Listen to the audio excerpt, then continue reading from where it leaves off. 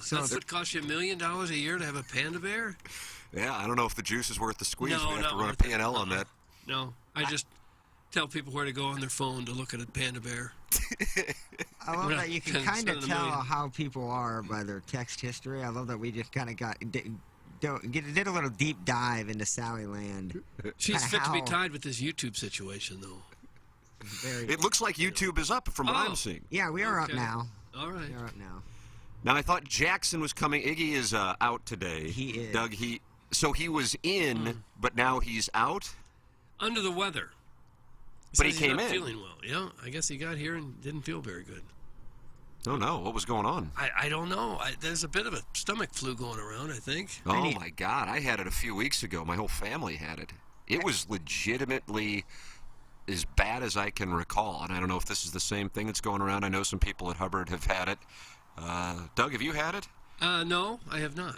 That's good. Keep that going. Here comes Jackson. Yeah. I think that's Jackson. Yeah, he just pulled the sleeve off of Iggy's mic. And then back out he goes. Just as quickly as he came, he left.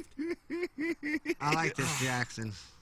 He is just busy as a beaver this morning. Well, he's been watching Utah State game film, so he is he's going to be a little irritated. He won't be able to do more of that from the Horton Watkins studio. So he will be coming into the Michelob Ultra studios, and he is loaded for bear. At this point, the countdown is on, Doug. We are only about 28 hours away, 29 hours away from game time, something like that. Oh, I don't really count the hours. I just know it's on tomorrow at 12:40, right? Yes, sir. All right. And you will be live streaming yourself, Jackson? Yeah, that's the plan. Nice. Yeah, it's gonna be fun. Hop on in. 12:40 start isn't necessarily conducive to people settling in to watch with me, but you never know.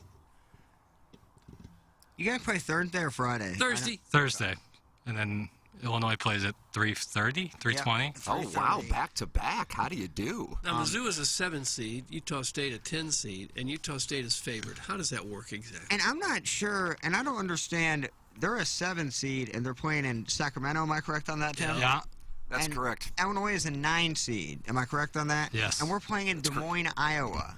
That's correct. All these things are true. These are all facts. It doesn't make sense why Missouri, the higher seed, I know in a completely different bracket, is playing the weekend in California, where Illinois, the lesser seed, is basically playing, a few hours away in Iowa. I just thought that Well, was I weird. think what they try to do with the locations is prioritize the top seeds and give them the best location possible for their respective accomplishments. So Gotcha. in Missouri's case, you talk about this tournament, and Missouri, should they get past as underdogs Utah State, they would be playing Lute Olson in Arizona with Well, Mike Luke- Bibby. Luke's no longer with us. That's something you're going to need to look up. Okay. And I guess the best location for Arizona is Sacramento. And Doug, what is that, like a 90-minute drive from Tucson? Oh, I bet it's a lot farther than that. Yeah, I'm not sure I get that one either, but Yeah. whatever. Is there another West, Jackson? Is there another West regional? Look up the regionals, There's gotta please, be. Jackson. I think there's one in Colorado. I don't think so. I think it's very East Coast dominant.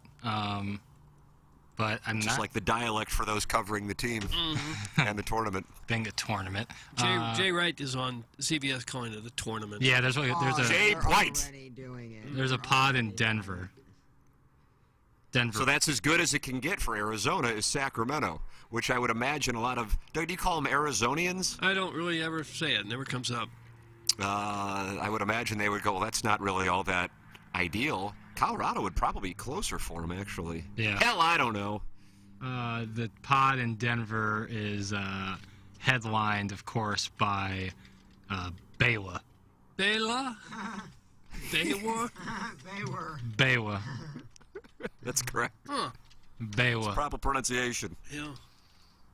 It's kind of become its own language here. I talk about the Tour de Vie. Baywa and Gonzaga. The GW. I would think Sacramento is closer to Gonzaga. 100%. than- 100%. Am I correct on this? I don't really ever think much about West geography. Everything's so close when you're on the East Coast. But, hell, I don't know, Doug, either way. No. Plowhawk, your question's a fair one. They don't really care about the 7 seeds location. I They get care that. about the 1, the 2, maybe the 3 and 4. But Illinois just kind of got a break. Yeah, it seems kind of And, random, really. You get down in the. I mean, we lower play seeds. Arkansas, then we play Kansas, which is deserved because we are terrible this year. But I mean, I guess the location is lucky, but I wouldn't say we are as lucky.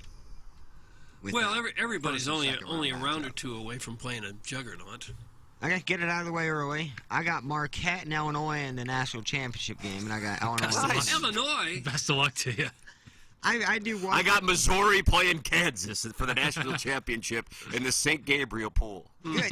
I do one bracket, and I want to. I don't care if I get a win or a perfect bracket. I just don't care about that anymore. I pick the teams where I think I got a couple upsets in there. College of Charleston in the first round, Oh, but for the Square most, play. yeah, but for the most part, That's a square play. Yeah. wow. Well, I'm a square, so you know.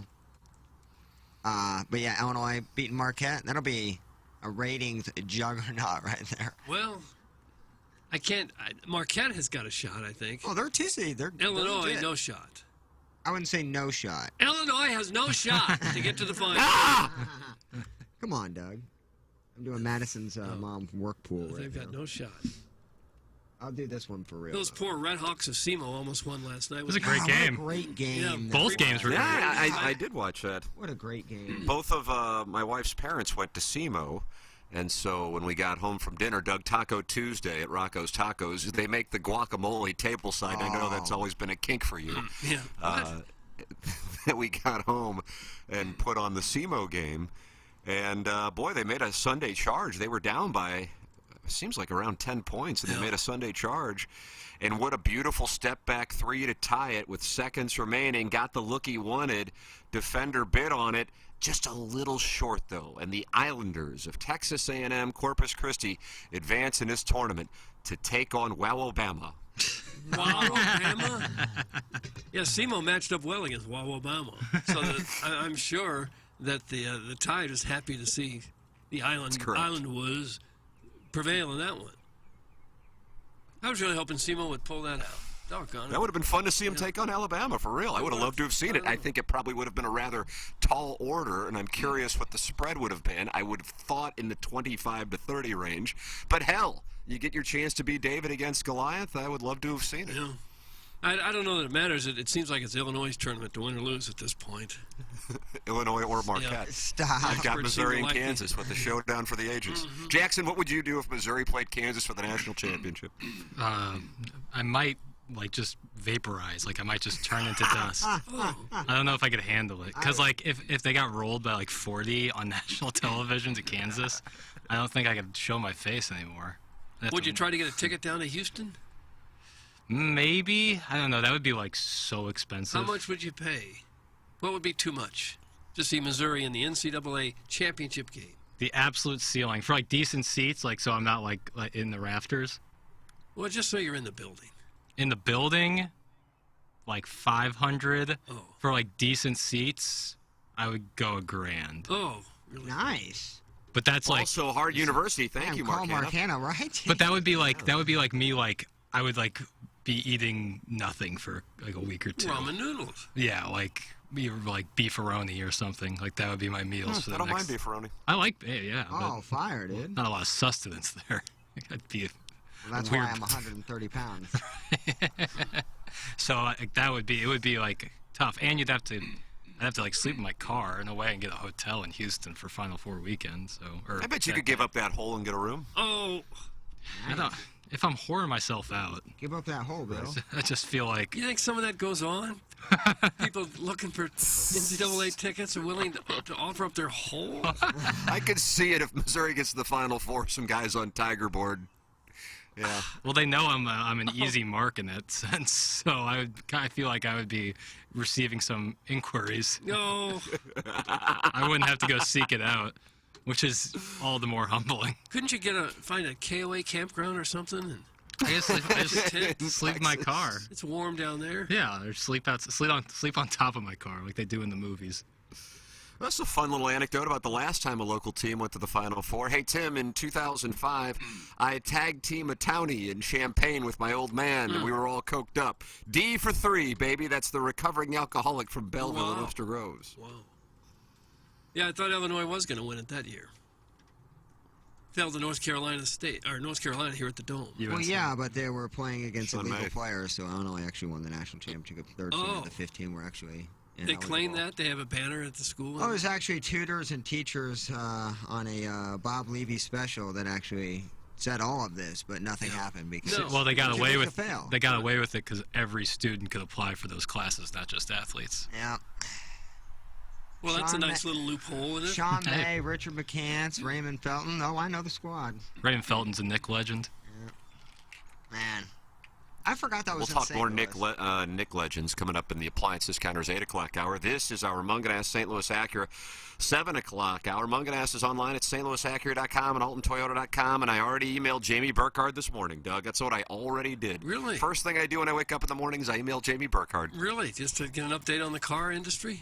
That's exactly right. See how things are doing at St. Louis Acura and Alton Toyota. You can go online and see for yourself, stlouisacura.com or altontoyota.com, and work with the great Jamie Burkhardt, Clayton Patterson, Peter Munganast.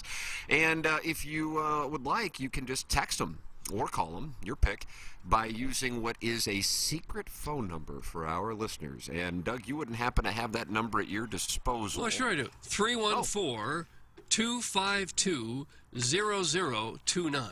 Straight to Wow, the wow, wow. muckety mucks you go. Yep. And you can text or you can call and you can talk it over with them. They service all makes and models at Munganast, St. Louis Acura, and Alton Toyota. And on top of that, some new cars are starting to ship in, which is wonderful to see because there were supply issues because of the pandemic, and those are now being corrected. And Munganast is capitalizing on it with new car supply at stlouisacura.com and altontoyota.com. It is Munganast, St. Louis Acura, and Alton Toyota. Mark Hanna of Evergreen Wealth Strategies presents Jeremy Rutherford every Wednesday here on TMA. He'll be with us coming up at 9 o'clock. Mark Hanna, Jackson was kind of bragging about his wealth and that he would spend $1,000 a ticket, and I would imagine you probably couldn't have done that before you started working with Mark Hanna, Jackson. No, I couldn't have, and I think Mark would agree that that's a wise investment. I don't think I would go to the game, but if I did, I would give Mark Hanna a call because I'd be kind of nervous. I'm spending a lot of money here. I get on the phone with Mark Hanna, and I have a good feeling that I will be in a better mood once I get off the phone than when I got on the phone. That's the key to Mark Hanna. A lot of people have the knowledge, a lot of people have the wisdom, but the way Mark conveys that knowledge and wisdom to his clients is what separates them. That's why Doug's always called him the great communicator. Not once have I said right. that. And I echo that sentiment. If you're not working with anybody, or if you already have somebody, I suggest making the switch and working over with Mark Hanna.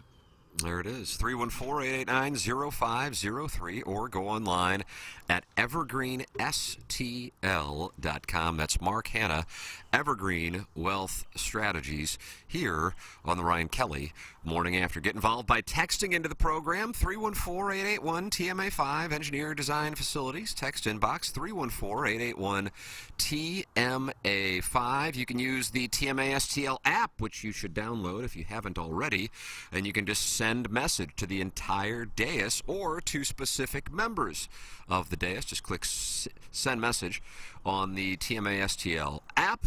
And, of course, you can email in for our Design Air Heating and Cooling email today, the morning after at InsideSTL.com. Send yours in. Ghost Rider to the Stars has 3 wins in the month of March. Kevin Miller with 2 wins.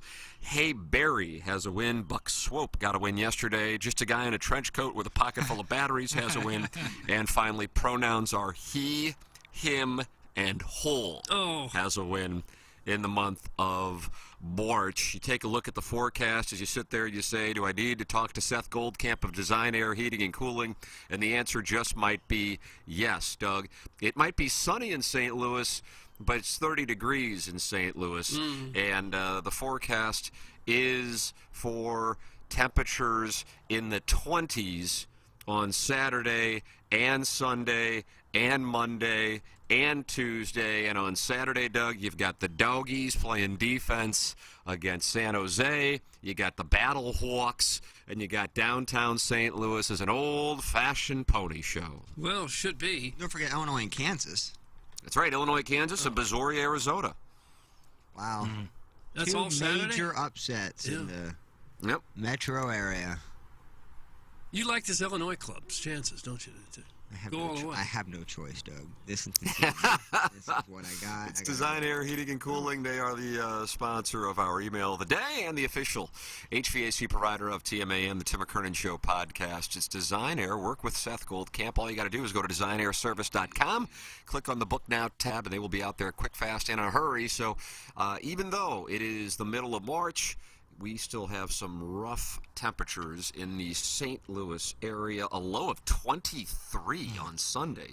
Sweet mother of mercy. That's no good. And the Hawk is going to be up on Friday. So if you are running into furnace trouble, you are not out of the woods just yet. Let it get taken care of with Seth Goldcamp and his staff at Design Air Heating and Cooling, online at designairservice.com. Think about that. I'm going to think about that right now. Yeah. Thought I was maybe done using my furnace, but not the case. Not the case at all. It'll be cold for at least another week and a half. or so. This March has been brutal. Yeah, it's been brutal, I'll tell you what. And yet February was glorious. Yes, it was glorious. That much is true. There was a day in February it was like 74 degrees. I don't know. Sunny and gorgeous. And now, Tripping everywhere. and now with the sun staying out a little later, into the 6 o'clock hour, Yeah. you feel like you're getting cucked because it's nice outside longer, but you walk outside and it's freezing. But those people in the Northeast would die to have the kind of weather we're having now. Yeah, for sure. The snow that they've got. Yeah. They've had so much snow that, electric's out in a lot of places. They say the internet's out in massive areas in the Northeast there, Maine, Vermont, New Hampshire. How are people going to talk about the tournament? I don't know that they can. Is that why there's less hot takes on my timeline? Probably so. The Catamounts play. They're a 15 seed. Well, I hope they got out of town. Yeah, me too. No pod in Montpellier. Is there games today? Are there games today? No. Playing games? Is Playing there? games? A couple playing games, probably? Might be. Pitt and somebody playing? No, they played last night. Well, Pitt played last night, Doug, and the SEC is 0-1 in this tournament. And you saw by some of the seedings that maybe the committee was a little skeptical of the Southeastern Conference, and the first chance they get to prove themselves, they fail miserably, and they lose to Pittsburgh. Yeah, they had 2 open shots at the end. Wide open 3 for Mississippi State and a wide open putback layup. Missed both of them. It doesn't seem to matter who's playing. Almost maybe 50% of games come down to that last shot at the end. 100%. Fairleigh Dickinson takes on Texas Southern today at 5:40, and then Nevada takes on the Sun Devils of Arizona State at 8:10. So those are the final of the first 4. They call it the first 4, not the play-in, but the first They 4. just sound like I need to stay up for any of those tilts. You're not into Texas Southern basketball? I don't get the play-in games. I like having games. They're not playing. They're first 4. Those teams are part of the field. Well, and I get that to a point, but it feels like, to me at least, is like a playing game. Like you're in the tournament, you're not really in the action. Right. I don't know, that gray area, and I know where you're coming from. I love extra Let's basketball. go ahead and call it a play-in game. I'm not calling it the We're first. calling it a play-in. This is what the NCAA calls it. I'm just SEMO, echoing man. what they're saying. But that game was fun as heck to watch last night. Right. So I SEMO get made the good tournament, games. even though they lost. They made the tournament. We go to Bulls around here. We go to playing games around here. Well, I call it a playing game regardless of what it's called by the NC2A Selección Comité. I think UCLA played in the playing game 2 years ago and then made it to the Final Four. Do they? No. So don't disrespect those in the first 4, I Doug. don't disrespect them. And the Golden Happy to Eagles see him get Fighting in. Illini. I wonder what that national championship game can look like. I don't know. Can they still get some free agent players? Someone out of the transfer portal at this point? Some teams who have been eliminated. Yeah. I'm trying to get Caleb Love to Mizzou for the game against Utah State. I don't know if it's going to happen. Oh, that would be fun, little shakeup. Courtney Ramey went from, played 4 years at Texas, went to Arizona? Yeah, And he's hit a shot that balling in won the Yeah, conference tournament for them. He's averaging like 13 points for Arizona. Yeah. They're really good. We're going to have, if we can get past Utah State. Dougie's first personing. He's I know. first personing. I feel like I can do that. I went there. Can. I went to every game. Like I feel like I've earned that right. But Arizona is huge. They're massive. Tavelis, Doug. Watch out for Tavelis. Oh, watch out for him. Okay. We got a It sounds like we're counting out the Aggies, and we're counting out Princeton. I mean, this could be a Utah State-Princeton showdown in Sacramento. I don't know if Princeton still run the backdoor cut I would assume that people have gotten wise to it at this point. But I think the Wildcats can look past the Princeton. Is it the Tigers? I think it's the Tigers. Yeah. Princeton Tigers, that's correct. Pete Carrill, Doug. Pete Carrill is on the sidelines for his team, and he's doing a wonderful job. Oh, there's a backdoor cut. Get him. How many times do you fall for that before you start guarding it? Just keep your eye on your offensive player, and they can't backdoor cut you. You can't. It's just impossible for it to happen. So yeah, I think Arizona can handle the backdoor cut of Princeton. I am nervous about the Tigers taking on the Aggies. Aggies score a lot guys, of points. Yeah. I'll be tuned in to the WBC tonight. Dominican Republic versus Puerto Rico. It's going to be a pony in Miami. That is from the 815. Doug Yadier Molina will be going up against the Dominican for what is being called the biggest game ever played in the new Marlins ballpark. Of course, it doesn't involve the Marlins. No. That actually is a secret slap in the face to the entire. They're going nuts Marlins for it in organization. those countries. They go crazy over this stuff. It's fun. Have you? Yeah. It's hard for me to get too involved, but I have watched a few innings of the games. They are rowdy. I love that. The Japan games are crazy. They're playing that. Lars Nootbaar is a god. Dude, their soccer. The national soccer team is doing the dance, the pepper grinder now. Oh. Like it's become now every International. sport. I saw some meme that said 46% of Japanese households were watching the Japan WBC game against China. Yeah, I saw that too. That's 46%. unbelievable. They're all standing like it's a soccer game, doing chants and jumping around. They're all burning like 300 calories just watching the baseball game. Well, they haven't been to a Tampa game. I think it was Nicaragua that had a young pitcher who struck out three You see straight that? guys on the Puerto Rican or the Dominican team. Yeah, it was Juan Soto Julio and Rodriguez struck 3 in a row out, and the Detroit Tigers signed him on the spot. yeah. That's a great story. Yeah. That's Talk I about didn't know taking you your could- opportunity. They happened to have a scout there and said, "Huh, I think we'll sign this guy." Doug, what are your thoughts on the Great Britain uniforms?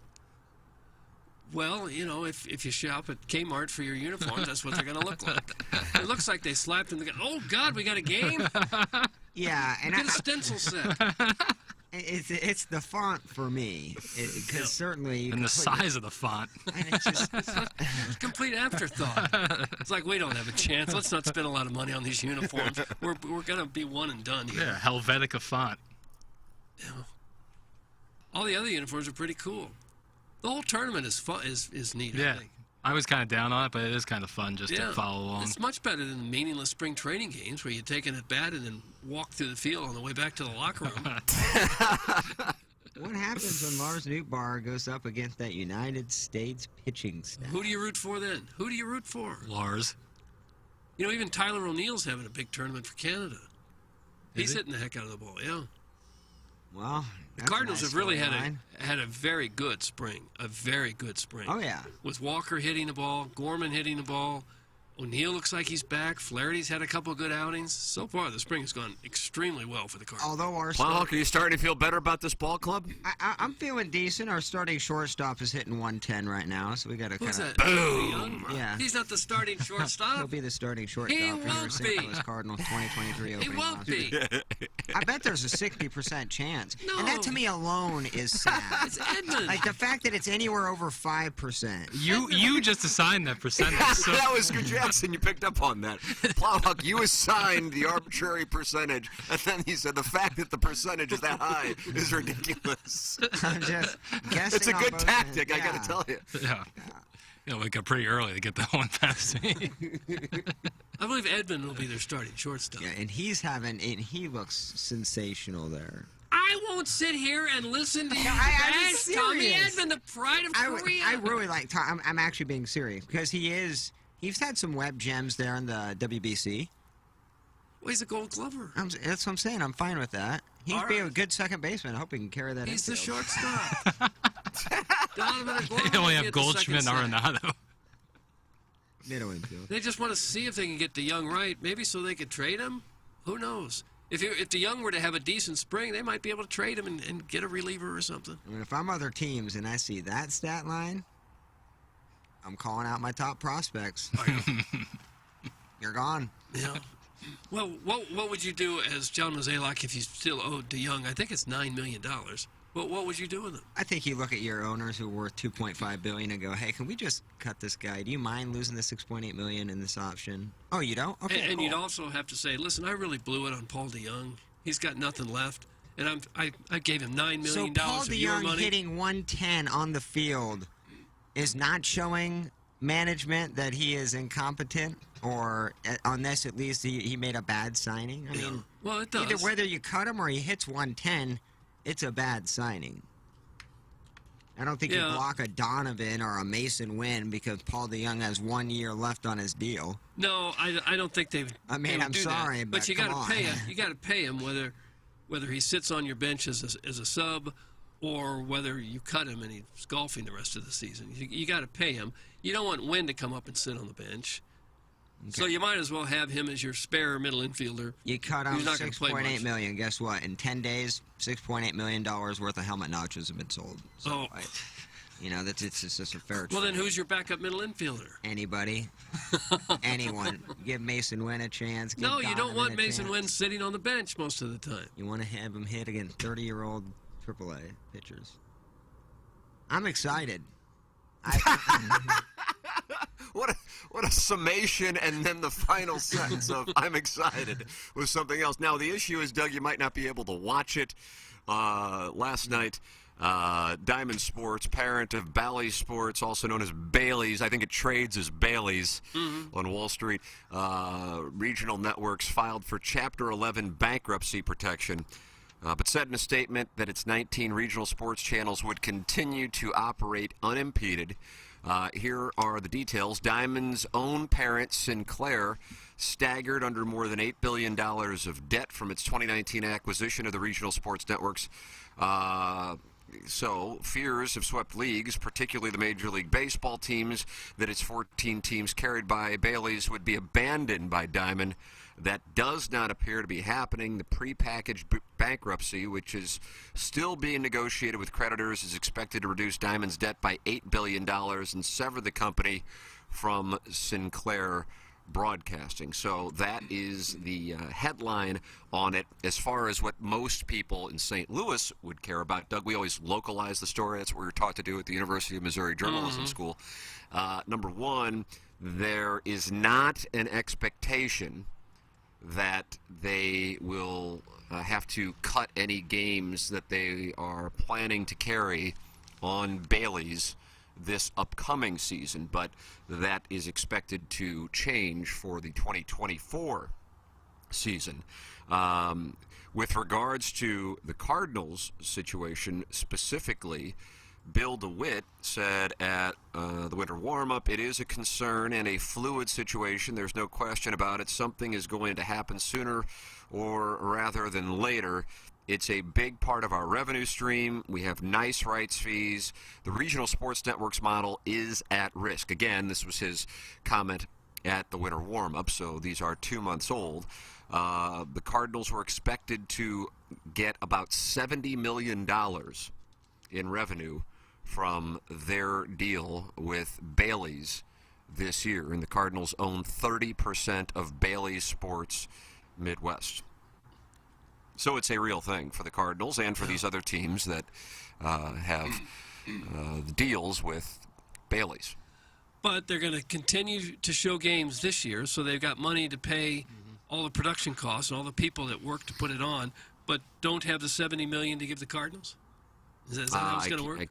I can't answer that, but I know that they said yesterday they have $425 million in cash on hand. Oh, well, you would think that would get them through 1 year anyway. You would hope. Right. Even given the Cardinals are $70 million. Yeah. I'm sure production costs are more expensive than what we would think that they are, but they can't be that much.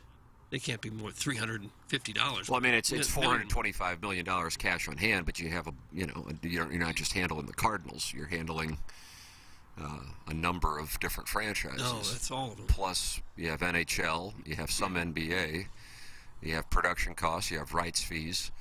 So it's a real thing And so they got a year, for all these teams. basically a year to figure it out going forward. So starting with 2024, they want to have another network or something in place. Well, for 4 teams, they're on MLB like free to stream for local markets. I think Cleveland, Cincinnati, San Diego, and there's one. And when you say on MLB, where do you mean on MLB? I think MLBTV.com. I could be.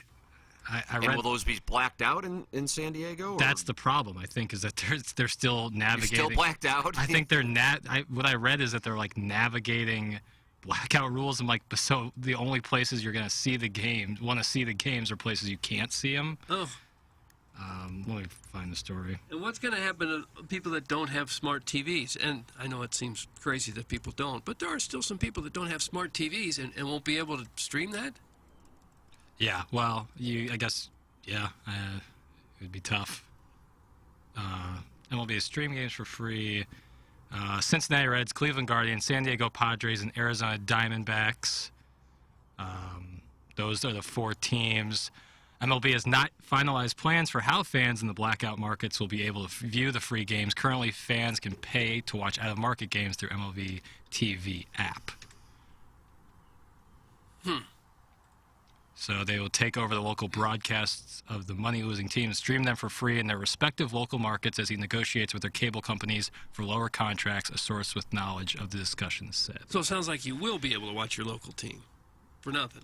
I believe that is the case. Well, that could make a lot of people happy if they don't even have to pay now to watch their local team. I don't know how long it's going to last, though. Oh, that's all temporary for sure. Well, I'm sure. Everything right now is super temporary because they're doing this, as it's happening in real time. Well, there's no better way to market your sport than to deny people the ability to watch it. Yes, the antiquated blackout rules. Absolutely phenomenal. Get involved on the program. Text in 314-881-TMA5. Engineer Design Facilities. Text inbox. And email in for our design, air, heating, and cooling email today. And, of course, you can call in 636-900-4 TMA. Check out Mentality today at lowtusa.com. Go to lowtusa.com. I went to Mentality, and I can tell you how easy the process is and how friendly the staff is. A lot of TMA listeners have gone out there to get tested. It is a local healthcare facility specifically dedicated to helping men feel and perform at their very best. When you feel like you don't have the energy or drive to keep up with your kids after work, or if you feel like you could just be better if you felt like you did 5 or 10 years ago, this is where Mentality can help. The normal range for testosterone is large. If you've been to a doctor and they told you that you were normal without understanding the range or testing your free testosterone, it was not fully looked at. Come get checked with Mentality. Testosterone therapy helps men regain normal function and restore their ability to perform normally at all levels. Compete at work and at sports like you did years ago with Mentality. Go to lowtusa.com. That is Mentality. And also, we would love for you to check out a new sponsor of the program, and that new sponsor of the program is Big St. Charles Motorsports at I-70 and the Cave Springs exit, right where Iggy hosts his Gobble Bowl. Big jobs on big properties demand a big side-by-side, one that's big in power, performance, and comfort. Enter the first-ever Honda Pioneer 1000 Deluxe Crew, available now at Big St. Charles Motorsports. The Pioneer 1000 Deluxe Crew has loads of power thanks to a 999cc engine and a 6-speed automatic dual-clutch transmission. It delivers serious performance, sporting a hefty hauling capacity and a 2,500-pound towing capacity. Both made easy thanks to Honda innovations like tow haul mode and self-leveling rear suspension. And when it comes to comfort, the new Pioneer 1000 Crew shines, giving you best-in-class comfort for 6 occupants. Hop in the back seat, and you've got shoulder room for 3 and leg room to spare. As for durability and build quality, we will let the Honda name speak for itself. Head to Big St. Charles Motorsports at I-70 and the Cave Springs exit and see the all-new Pioneer 1000 Deluxe Crew today. That's at Big St. Charles Motorsports. For your safety, read the owner's manual, wear a helmet and eye protection, always wear your seatbelt, and keep the side nets and doors closed. Honda side-by-sides are for drivers 16 years and older. It's Big St. Charles Motorsports at I-70 and the Cave Springs exit, online at BigStCharlesMotorsports.com. Munganess, St. Louis Acura, Alton Toyota, 7 o'clock hour here on the Ryan Kelly Morning After. Jackson, what is this fun with audio clip of Marshy Marsh? Is this for TMA or for Balloon Party? What is going on? No, he Jackson said- Marshy Marsh is Jackson's buddy. They go and watch soccer games together. Yeah, soccer game. We only watched one, to be fair. But Marshy Marsh texted me yesterday, right after his show concluded, the Fast Lane. They were off early because of the Texas A&M Corpus Christi and SEMO game that was carried on 101 ESPN. And he texted me that he left me a question for the guys on TMA in my folder, in my audio folder. What is this question? He's talking to a female, and she asked him a question. He doesn't know how to handle it. The way he handled it, he doesn't think is right, so he has questions for TMA. He thinks it would be good for us. It's kind of like a mic drop. Marsh is kind of leaving us a mic drop. Oh, all right, Doug. Well, you want to take a listen to it? We'll figure this Sure, whole thing I'd out. take a listen to that. All right, Plowsy, hit the lever. You know, this thought in my head has been bugging me all day long. And I thought maybe I'll ask the question to the TMA fellas, because I know they'll have wise words for a young Marsh like myself. But with that being said, I have to know, and let me set this up real quick. There is this lady, not that lady, a different person that I have been in contact with, and this said person, who is a woman, said that she was thinking about getting a boob job. Oh, my word. Now, she didn't directly that off. ask me what I thought about the idea, but it was implied. And I said, in response, I think your current set looks great. No. What do you do in that situation? How do you respond? Or do you respond? Because I did and did not get a response back. I mean, you absolutely hate to see it. There it is. That's the question. See it. That question about breast enhancement was delivered like it was Peter Jennings hosting the nightly news on ABC. Really, very clinical. So he's asking, how do you respond to a girl who asks, should I get a boob job? Right. That's basically the question. Right. So what he responded with is, I think you're looking good already. And that didn't elicit... And she didn't like that? That was a pleasant response on his part. Yeah, I thought that was a great answer. Right, and I would think that would be the case, but it seems to me, based on that audio, is that he has been ghosted by said female. So maybe she didn't like the response. How could a girl Wow. not like that? How could she take offense to that? Right. I would. I'm really. I want. I guess Marsh is probably still asleep, but I would love to follow up on that. That's not actually the way I probably would have answered, but I actually think he answered it the right way. Like I'm saying, now that I've heard his answer, I think that was the right strategy, is to answer it the way that he did.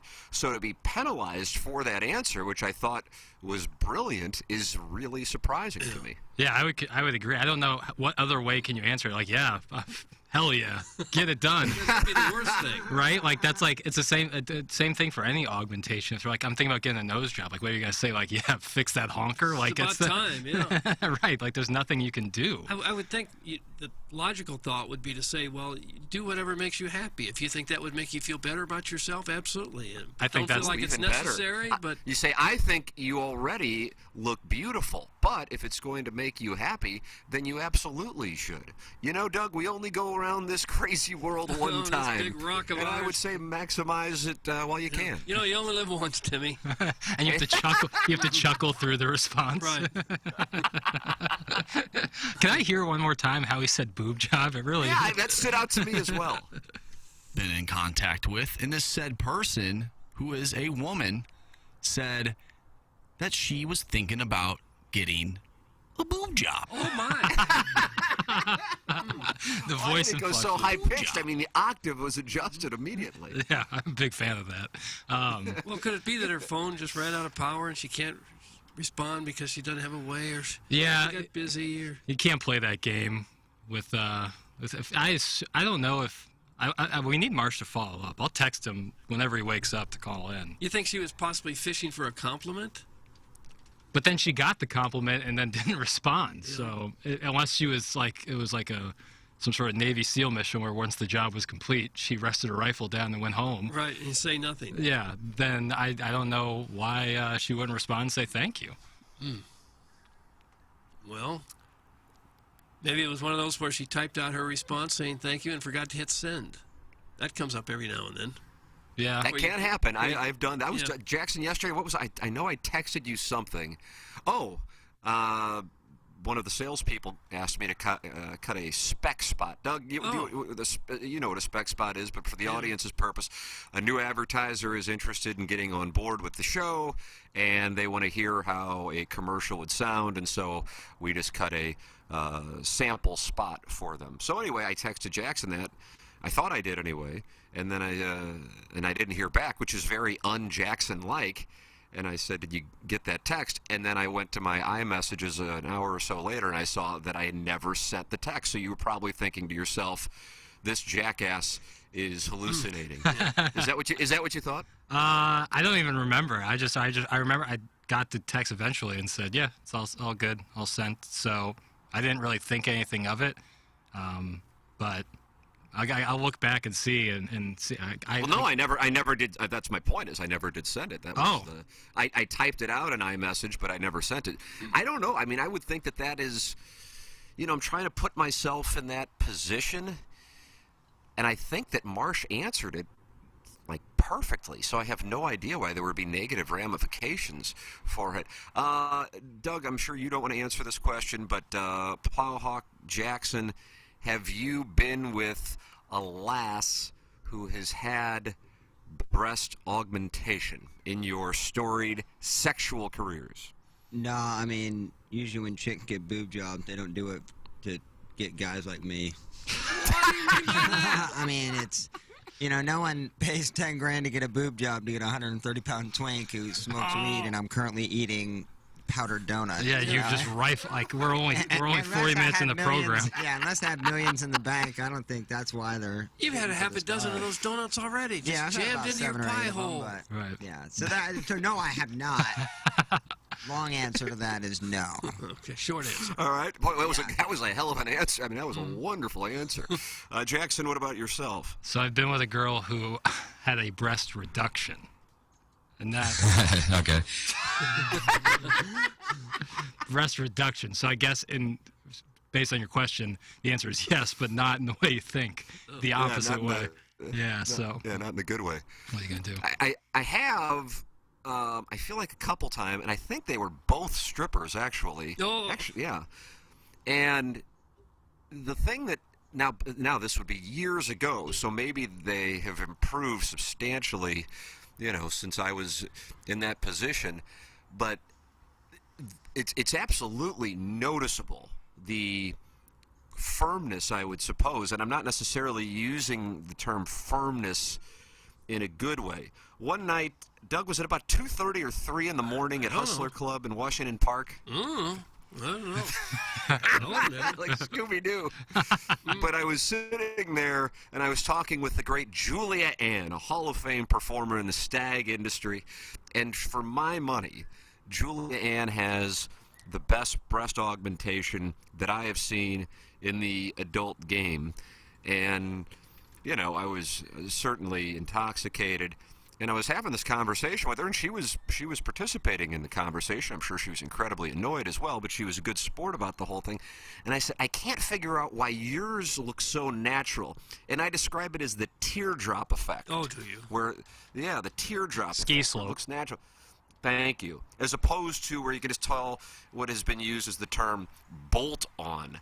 Oh. And if you can get the teardrop effect, that is the move. But I don't understand. And she said, and I recall this even though I know I was intoxicated, she said it just comes down to where the breast augmentation is put, the quality of the surgeon, and also how the shape is for your muscle. Because I guess is it under the muscle or above the muscle or something like that. And I'm sure if you spend, I don't even know what an expensive breast augmentation would cost in 2023. I don't know. I mean, I feel like the cheaper ones are $5,000. So, but that was 10 years ago. So maybe it would be much more now. Hell, I don't know. That maybe you can get that. But then also, if you don't have, like, if you're an A cup, and then all of a sudden you want to go to a D cup, there's only so much flesh and skin to work with to get it there.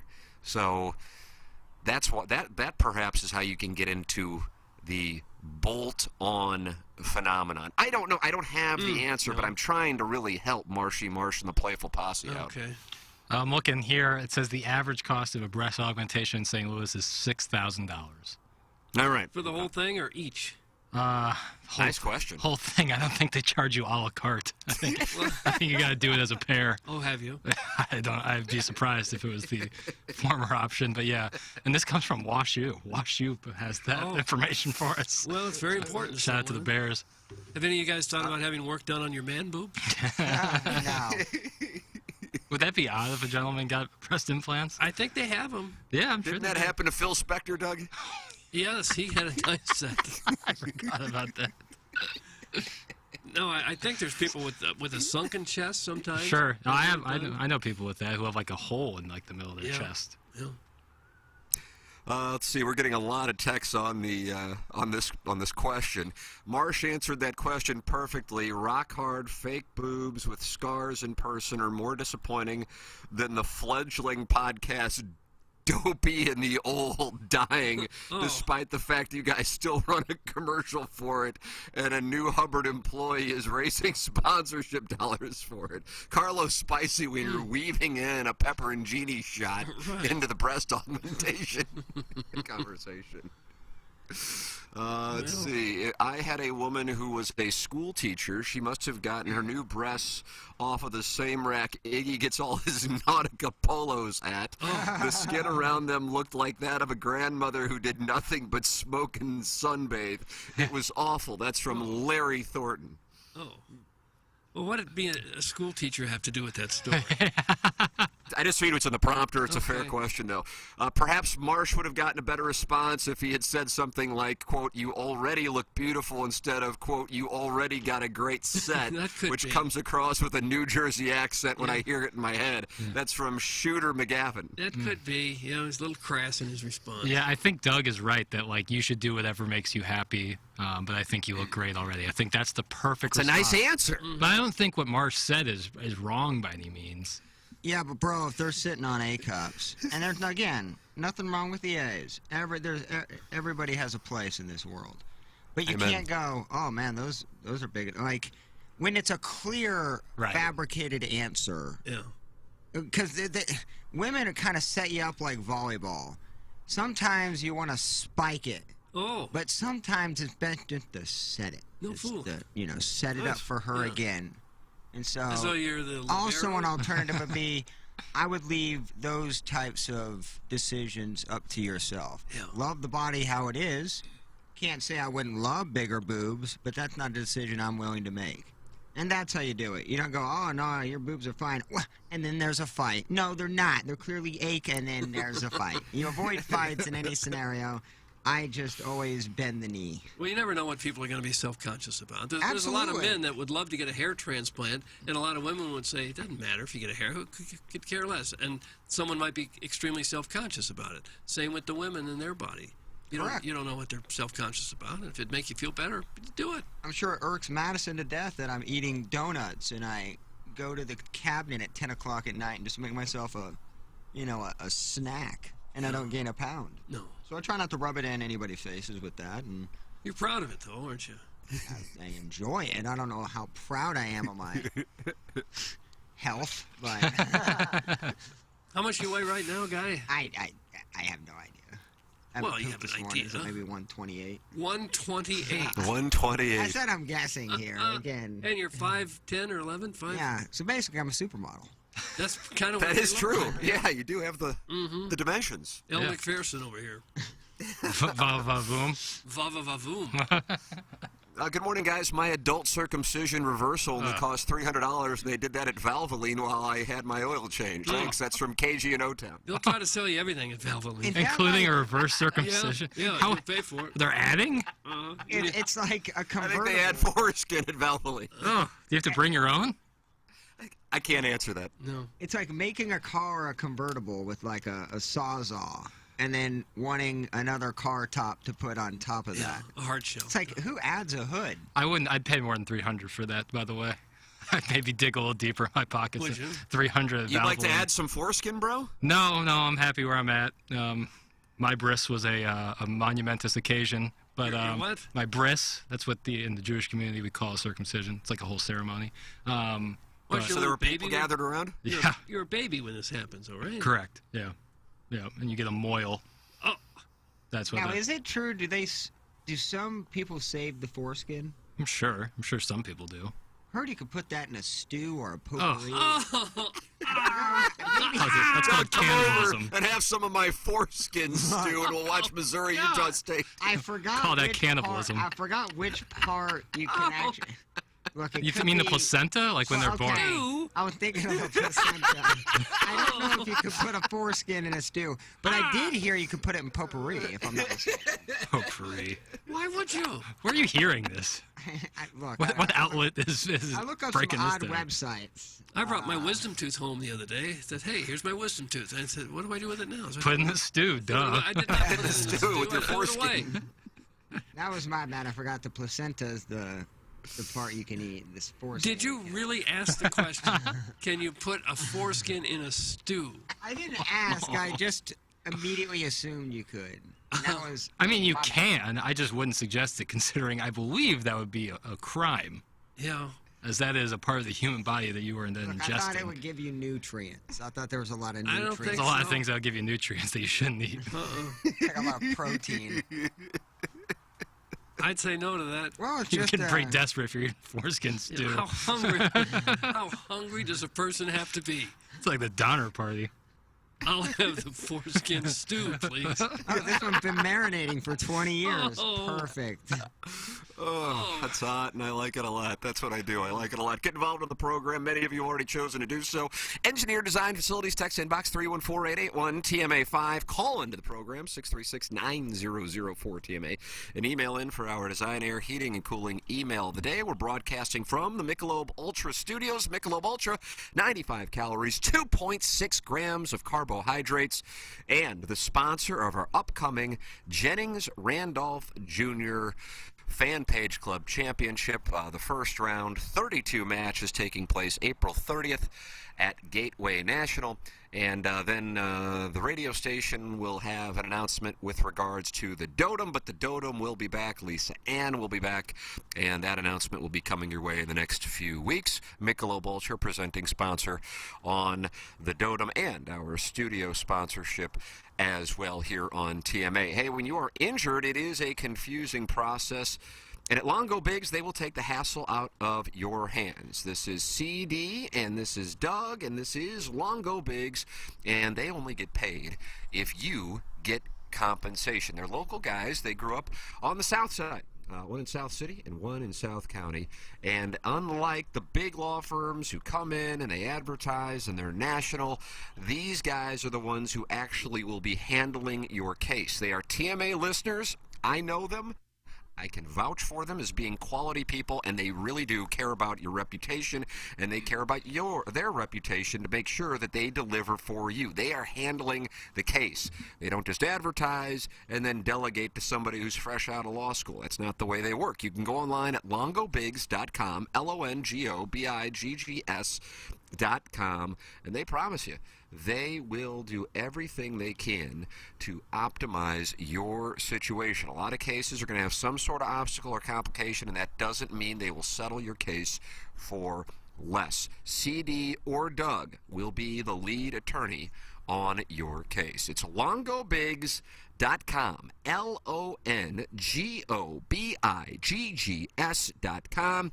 The choice of a lawyer is an important decision and should not be based solely on advertisements. Longo Biggs, a wonderful sponsor here on TMA. Don't forget, you can sign up to be the TMA Listener of the Month. We're at the halfway point of the month of March.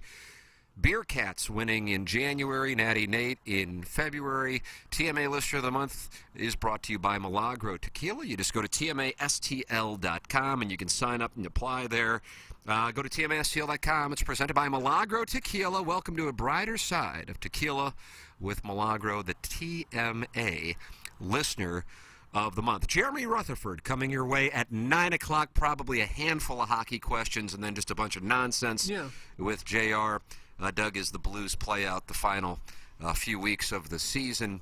And that's brought to you by Mark Hanna of Evergreen Wealth Strategies, the design, air, heating, and cooling email of the day, coming your way at approximately 9:45. And on the other side of our commercial break, entering the appliance discounter's 8 o'clock hour, Mike Francesa breaks down an NCAA tournament game that it sounds like he might not necessarily be all that familiar with. You can be the judge. We will have that for you. It's coming your way here on the Ryan Kelly Morning After. We broadcast from the Michelob Ultra Studios, and we close out our Munganast St. Louis Acura Alton Toyota 7 o'clock hour. You're hearing TMA all day on KPNT HD2, Collinsville, St. Louis, featuring the Ryan Kelly Morning After, live from 7 a.m. to 10 a.m. Then a full show replay from 10 a.m. to 1 p.m., followed by the best of TMA from 1 p.m. to 7 p.m., and another same-day replay starting at 10 p.m. Find the full schedule at TMASTL.com. Brought to you by Ryan Kelly at thehomeloanexpert.com, the most efficient mortgage process you'll ever experience. Doug Vaughn here alongside Ryan Kelly, the home loan expert. Ryan, I know the market is cooling right now. Is it still a good time to buy a house? Rates up? It's a mess out there, isn't it? Yeah, right? I mean, think about it. Think about where we were a year ago. You know, we saw the headlines, and if you were one of those trying to buy a house a year ago, you know darn well it was tough. You know, a listing would come on the market and 20, 30, 40 offers would come above asking price, and it was a very difficult environment to navigate through. Now look at today. Homes are coming on the market, price decrease. Then an offer comes in and it's well below list, and people are buying these houses a lot less expensive than they would have a year ago. So yes, mortgage rates are a little bit higher, but the savings you get on the sale price should more than make up for that. And then at thehomeloanexpert.com, we will refinance your loan with no fees when rates do go back down. So you get in there now and you marry the house and just date the rate until we can refinance you at no cost. Learn more today at thehomeloanexpert.com. The Tim McKernan Show podcast, featuring long-form interviews with people from the world of sports, politics, and entertainment. And our guest today, Bill McClellan. Thanks so much for coming in. Hey, my pleasure, Tim. What's up, Caden? Hi, how are you? Joe Buck, our guest today. And it's like I haven't seen you in years. More than 500 episodes and counting, and it's available wherever you get your podcasts, including the TMA STL app. Get the app now at TMASTL.com. Here's Action Jackson with 3 more ways to get TMA content. Check out listener rewards on the new TMA mobile app. Watch the show live on the TMA studio cams. Find it at TMASTL.com. Get the podcast on the TMA app. Download it now. Thanks, Jackson. It's the Ryan Kelly Morning After on 105.7 FM HD2. Biggie's Restaurant and Bar has been a staple of the community for over 30 years and is serving your favorites like the steak sandwich, waffle fries, and so much more. It's not just the food that's rocking. With a full bar and patio, Biggie's is the perfect spot for lunch, dinner, and a little laughter. Biggie's original hours are back. Open 11 a.m. till midnight, Wednesday, Thursday, and Sunday. And 11 a.m. till 1 a.m. on Friday and Saturday. Check out the full menu at biggiesrestaurant.com and stop in today. TMA knows how our Walrus audience loves their meats. That's why we have teamed up with a local company that delivers high-quality, great-tasting meats straight to your door. Brush Creek Valley Farms is a direct-to-consumer family farm that raises, processes, and delivers pork and beef nationwide at cost-friendly prices. Go to brushcreekvalley.com to choose between their various box options. Build your own box or buy in bulk to have a great-tasting local beef and pork at all times. Brush Creek Valley Farms is offering 10% off any box by using the promo code TMA10 or 5% off any bulk order when you use TMA5. On top of that, if you subscribe to their monthly service, you'll receive an additional 10% off each order you make. Again, that's TMA10 for any box order, TMA5 for bulk orders, and an automatic 10% off when you subscribe. Go to brushcreekvalley.com to learn more about how you can get their meats in your mouth and support a local family farm. That's brushcreekvalley.com, high-quality meats for a lowbrow audience. Okay. Hot takes. Yeah. Pepperoncini. And now the Pepperoncini Show with Darren Atkins and Ken Stroh. All right, take it, fellas. There it is. That's the open. Pepperoncini.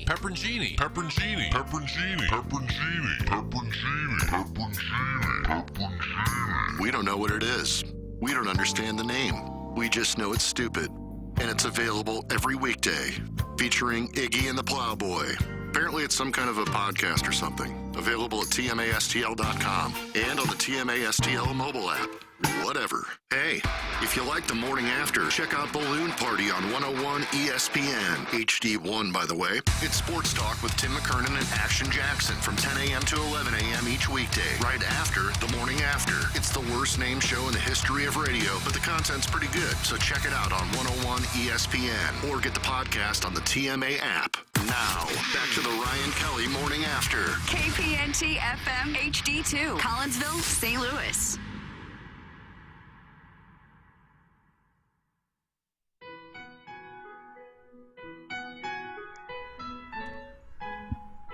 Well, it's springtime in Normandy on the Rock Road. It's the Dotem and the Hoosiers of the game. Who'll be buried in the sunflower garden on Friday afternoon? Who'll walk that 18th fairway singing this tune? Free Dotem, your stepdads and Bleach, they play on my mind like a song. Free Dotem, it's you that I love, it's you that I miss when I'm gone. Will this play on the grounds of Normandy at the Dotem? Oh, it should. I think he'll be playing when Roy McIlroy walked through his Escalade after missing another cut. He can't play with a $700 driver, Doug. For pro golfers. It's like a receiver going, I can't play without my gloves. It's like, okay, you have hands, right? The commissioner of golf. Andy Hanselman has such a soothing voice. Yeah, it definitely is soothing. As we buy time. It's just nice to hear the song again. They play on my mind like a song. Free so soothing. And he's about a half a verse too quick. Yeah. He said he couldn't hear the music when he did the singing. That's pretty impressive for it to sound this good. When I'm gone, it's the legions of Cat's Army. Gangster Beats t-shirts. The wooden shafted legend of Doug Vaughn. And that's where it ends. Played with wooden shafted clubs. But that's where it ends. That's the last line. Wooden Lost shaft. interest at that point. I played with wooden drivers. I go back that far. But not the shaft of the club wasn't wooden. How is that possible that someone could bomb? But they did, right up wood. until about the 80s, I guess. 80s, right. early 90s. How late am I, by the way? Oh, We played all of the Dotem, free Dotem. so 2.5 Andy minutes. Hanselman. You're good. We're good. We got it. God, I'm sorry. I went inside to say hello to my family, and I used the little wizard's room. Doug, I refilled my water. Would you like to see it? There it is. Oh, yeah. Nice. Okay. It's really nice. Hope that doesn't come off as a brag. And then I Water. returned, and by God, I was late. Well, I okay. apologize. Kind of the theme of this show is just people just come Yeah, I and go know. at their It's leisure. come and go as you please. I thought I was on a good time management there, but apparently not. It's the Appliance Discounter's 8 o'clock hour. Hello, friends, and welcome in to the program. I deep tease Mike Francesa. What's he breaking down here, Jackson? So this is a classic clip. This one goes back to 2017. He's breaking down a game between Florida State and Maryland. Oh, my God. He's not sure where their team plays conference-wise, and he seems very knowledgeable about each team, giving in-depth analysis for what seems like an eternity. Might I add, this one, I think, is the start of our Francesa obsession. It might be. I think it is. might Swap a look at that. Okay. Maryland and Florida State, which you've already had this year. You have, let's see what happened. What happened in those Maryland-Florida State games this year? I don't think it was a vintage Maryland year by any stretch, but I could see them.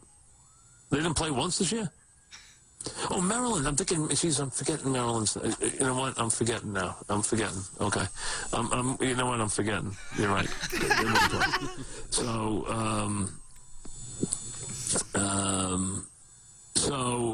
the bottom line is,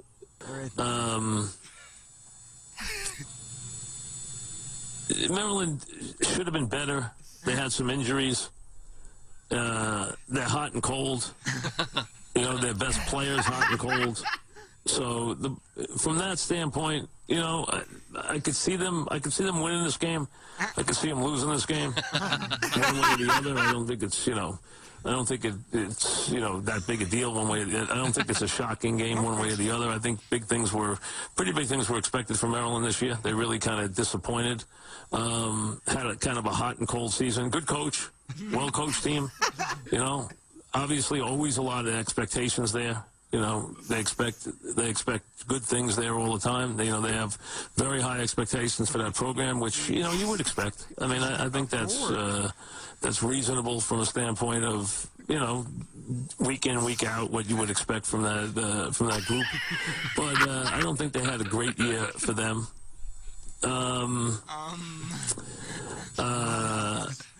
What I was thinking was old time. As the ACC, I'm forgetting Maryland's in the Big Ten now, so they've moved. So that's why I'm thinking they play each other. They're not even in the same league anymore. You forget that Maryland moved. So nope, just you. Bottom line is, I could see that game going one way or the other. I'm not a big Florida State fan. They had a good year. I just don't love them. I never have. Never have. So I go either way with that game. I like the breakdown. I thought he nailed it. Dude, I don't know why he couldn't have ended that 30 seconds into it instead of adding another 2 minutes, but wow. I really like when he said it's not that big of a deal one way or the other. Even if they lose, it's no big deal. Like what? Like it's the NCAA tournament. It's all that matters. I like the expectation portion. They have high expectation. They're supposed to be good. They're not. Well, they're hot and cold, Blauhawk. Good coach, though. I could see him winning the game. I could see him losing the game. You can go either way. You could break down almost every game in the same way that he just did. You can, replace Almost Maryland everyone. and Florida State with literally any team in any sport. Had some injuries. Yeah, the best player hasn't played. Had high expectations. I could see him winning. I could see him losing. Right. Doesn't really matter. I have to say, I think that one's the clip that got us to the Funhouse realm when he still had a. I guess to get Twitter around to that account. game and not know anything about it, he must have broken down every single game.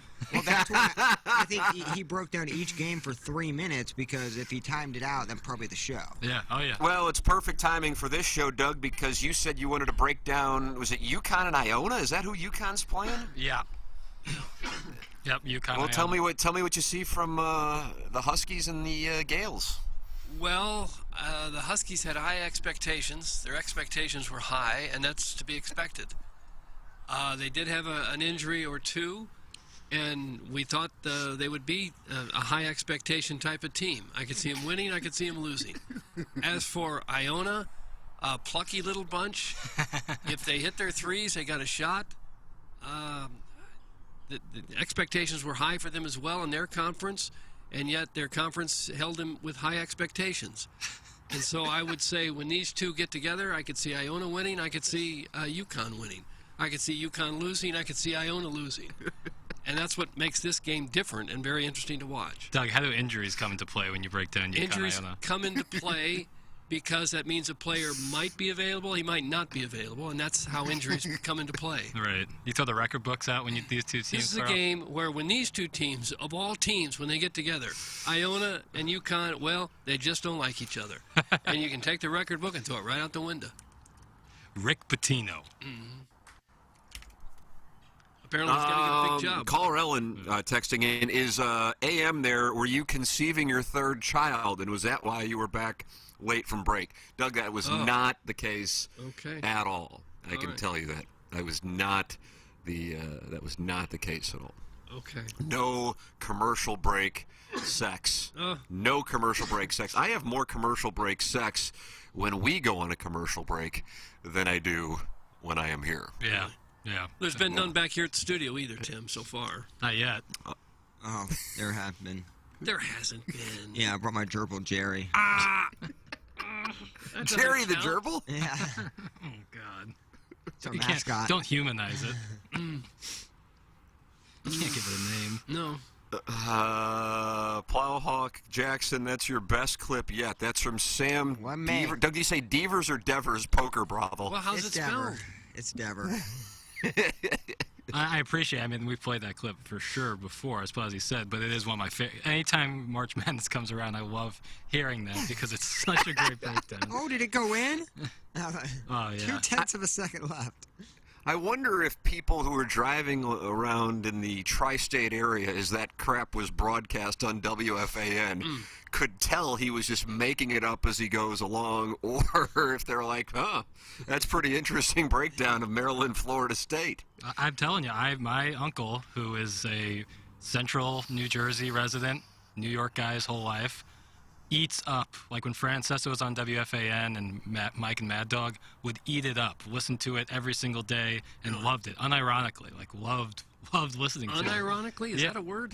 Unironically? Unironically? Yeah. Sans irony. See, I know what it would mean. I just wonder if it's a legitimate word. I don't know. Well, I said it, so count it. Yeah. Count the. When you sit in this chair, you can just make up words. Right.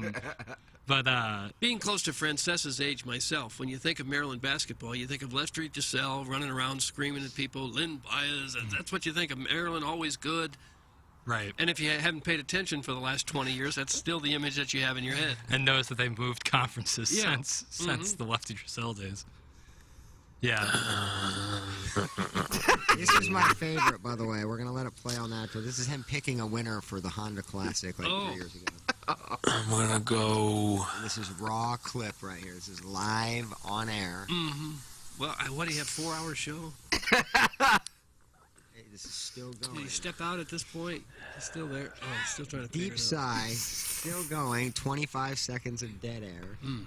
And then... Scott Piercy at 50-1. There it is. I believe he missed He the ran the numbers. He liked Piercy. Said it with a certain amount of pride and confidence, too. I think Piercy missed the cut that year, and that was... Speaking of winning obscure golf tournaments with Iggy out today, how are we handling our Munganess Daily Fantasy Sports Showdown? Did he leave a roster behind? He did. He texted me his He roster. did? He texted me his roster, yeah. Nice. Oh, wow. Well, ladies and gentlemen, it's time for the Munganess Daily Fantasy Sports Showdown. Woot. Doug, it's time to bounce back here. I mean, this is a losing streak. Well, I picked the winner last week. I thought that's all we were doing. Just try to pick the guy who's going to win the tournament. All right, I'll start it off because Iggy has the box. He is leading the Munganess Daily Fantasy Sports Showdown. He won last week. I won't be as in-depth with my analysis of his players. You don't have to be. That's good. Steward. Okay. Something Stewart? Brian Stewart. Yeah, Brian Stewart. He just texted me last names, and I think half of them Wow, are misspelled. this is a very interesting play. Are you sure that's it? It's spelled, this is what he texted me, S-T-U-A-R-D. Yeah, I mean, I typed it in immediately. It's Brian Stewart. I mean, he's missed the cut in 4 of the last 5 events, and he costs $6,200. But maybe Ken has inside word on Brian Stewart. This could wind up being his sharpest play yet. I mean, he's priced like a Monday qualifier. Yeah. I don't know. If it doesn't work, I will be blamed for. Sure you will. I didn't say Stewart. I just picked old Matthew Fitzpatrick. Oh, wow. Matty Fitz, and he's fresh off of an MC in Ponte Vedra, and he doesn't strike me as the kind of guy, Doug, who's going to miss cuts back-to-back weeks. Well, you wouldn't think. I don't know. It doesn't matter. I can't help it. That's just who I picked. It's kind of a weak field. Let's go to Iggy's next play, Brian Harmon. Brian Harmon is a chalky pick this week, so that makes a little more sense. Wow. Maybe that's why he picked Stewart, if that's his next most expensive player. Because Brian Harmon is 9,100, so he goes from 6,200 to 9,100 for Brian Harmon. Doug, what are you looking at now for your second pick? I picked old Gary Woodland. Wow, this is quite a little roster. Gary Woodland in most events would not necessarily be considered a great option, but in this event, he's a top-tier price player at 8,600. So Matthew Fitzpatrick and Gary Woodland, solid start for Doug. Fitzpatrick cost $10,000, so now we're going to have to watch our price points going forward. Jackson, what does Iggy have for his third play here on the Munganess Daily Fantasy Sports Showdown? He texted me V. Perez. I assume that's Victor Perez. Victor Perez, the Frenchman, he is 7,800, Okay. and he has been playing in events overseas, but he did win the Abu Dhabi HSBC Championship, Doug, as you remember, on January 18th. That was fun to see for him. I didn't pay attention to that. All right, where's the box there? Well, okay. Okay. Oh, I got old Brian Harmon. Brian Harmon. Oh, how are you going to handle that since Iggy picked him? Well, I'll go ahead and keep him. Yeah. Doug's got a lot of high-priced players so far. Yeah, I mean, you're gonna be going bargain basement here momentarily, I think. Well, do what you have to do. Amen. Actually, not. I pick whoever I pick blindly. That's what happens. Iggy's next pick is Jordan Spieth. Old Jordan Spieth. Going with the Spiether. Second highest priced player? How much is he? He is 10,600. Yeah. Him and JT are at the top. Okay. Is he? Okay. Bo Hostler. Oh, I love Bo Hostler. Bo Hostler, torn labrum, just like me, and a lot of people compare our games because of that. His shoulder came flying out of the socket because of the torn labrum. Wasn't that? It's a good video if anybody wants to pull that up. Yeah, wasn't that when he was at Texas that happened? When he was in college? I believe so. Yeah. Yeah. Doug, he has missed 3 straight cuts after starting off 2023 with T11 at Pebble Beach and T14 at the Waste Management. But you just picked him here despite the 3 straight missed cuts. What are you seeing that could work for him at Valspar? I think he's hungry. I think he's worked on his game. I think tee to green, he's pretty solid. If he can get up and down, I think he can score well. And if the flat blade is working for him, I think he's a threat to make the cut. Real nice. Okay, well, who's next with Iggy's team? I forgot that I'm reading Iggy's team. Don't fall asleep on us here. Zach Johnson. Get off the Tiger board. Zach Johnson. Okay. I would guess Zach Johnson's probably in the high 7s or low 8s at this event. Oh my God, he's only 6,800. Iggy value shopping. Is he going to be cheap chalk? I will look that up to see what the projected ownership is for Zach Johnson. I don't feel like he's a popular guy usually with daily fantasy players because he doesn't really have a high ceiling. Yeah. He's a good, if you're doing 50-50s where just the top field or top half of the field wins, he might be good because he's kind of blue chip, but he's not a guy who's going to win at this point in his career. I mean, obviously he can, but it's just not something that at this point in his career he's a guy who would win. So if you want to actually win these things, you got to take chances on wide delta guys, and Zach Johnson isn't really a wide delta guy. Doug, you like wide delta players, and who are you going with this pick? I just picked Byung-Hun An. Benny An. Love the play. He is a sneaker play, and how good he's been playing in 2023. Not a well-known name, but that's the kind of move that you just made, and that shows why you are such a sharp player in this game. Well, I just closed my eyes and picked. I don't know. We got one more. Jackson, you still with us? Keegs. Keegan Bradley has withdrawn from the field, so that is going to be problematic. That's his pick, right? That's his pick. I mean, we got to text him, but if he doesn't text in time, I'll text him. Well, that's his pick. Zach Johnson projected, Doug, at 2.27% ownership is what I'm seeing, so not necessarily chalky. I don't know what my price range is. 7,000 is Doug's ceiling. 7,000? You can do some work with that. Yeah. That's all I get? 7,000? That's right. I just picked Aaron Rye, but he's 8,200. Sorry, no dice. Hole in one at the Players. Is there even a player less than 7,000? Oh, yeah. Oh, yeah, a bunch. Zach Johnson's less than 7,000. Joseph Branlett, he's 7,200. Ooh, that would have been a nice hit. Oh, there's Keegan Bradley at 9,400. Gosh, this is going to take a while. Chad Ramey, 7,000. There it is. That do it? Welcome, Chad. Okay. Well, he was your leader after one round at the Players, and then fell on some harder times, as you might expect. Doug, you pointed it out on our post-first round wrap-up show on YouTube that his strokes gained putting, some of the best in the history of the tournament in that first round, but you also made the observation that strokes gained putting is a statistic that players will use to short a player, realizing that's just not likely sustainable. You're more of a tee to green guy, and that's why you've been high on Scotty Scheffler, and that's why you picked him last week. Well, I didn't point out nothing because I don't pay much attention to it, frankly. But there's the team. I guess Iggy's going to take this Bradley fellow as one of his high-priced guys, and he's already I texted out of the Iggy tournament. that Keegs is out. I assume Iggy is going to be sleeping, so I don't know. Was he on the vomit comment this morning? I don't think so. He just told right before the show, he's like, I just don't feel well. I'm going to go home. I said, God bless. You got to do what you got to do. You know, Amen. Sinus infection, or it could have been a new Dillian scene coming out. Either way. He wanted to get first beat? Oh. The first 500 beaters. It's like seeing a with movie at free midnight the night fathead. it comes out. Got to get in there first. Don't want to get spoiled. Mr. Licks would like you guys to pick rosters for Tucson. I assume that's where Liv is this week. Better field. Oh. I'll be honest, it's a better field. Is it?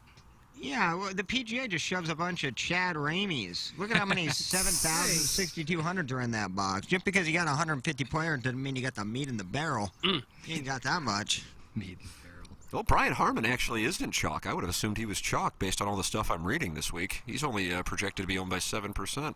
Doug, oh, you didn't pick him. Iggy picked him. I picked him. We both picked him. Oh, you did pick? Oh, you guys both have him. All right. Well, there we go. That could wind up being an edge if he winds up having a good week. I'm just looking at the higher priced players and what the projected ownership is, and he is the highest priced player with the lowest projected ownership as far as correlation goes this week. So do with that information what you want. Okay. As I give out, Aaron Rye's only expected to be owned by 8%. I think he's out as well. I think it said DraftKings app has him as out. Oh, no. For Aaron Rye. Who is? Oh, he's out? Aaron Rye. And Iggy just texted me he wants Adam Hadwin, 9,200. So Hadwin's a nice play. I like that play. So Iggy's in with that roster I gave, but instead of Keegs, he has Adam Hadwin.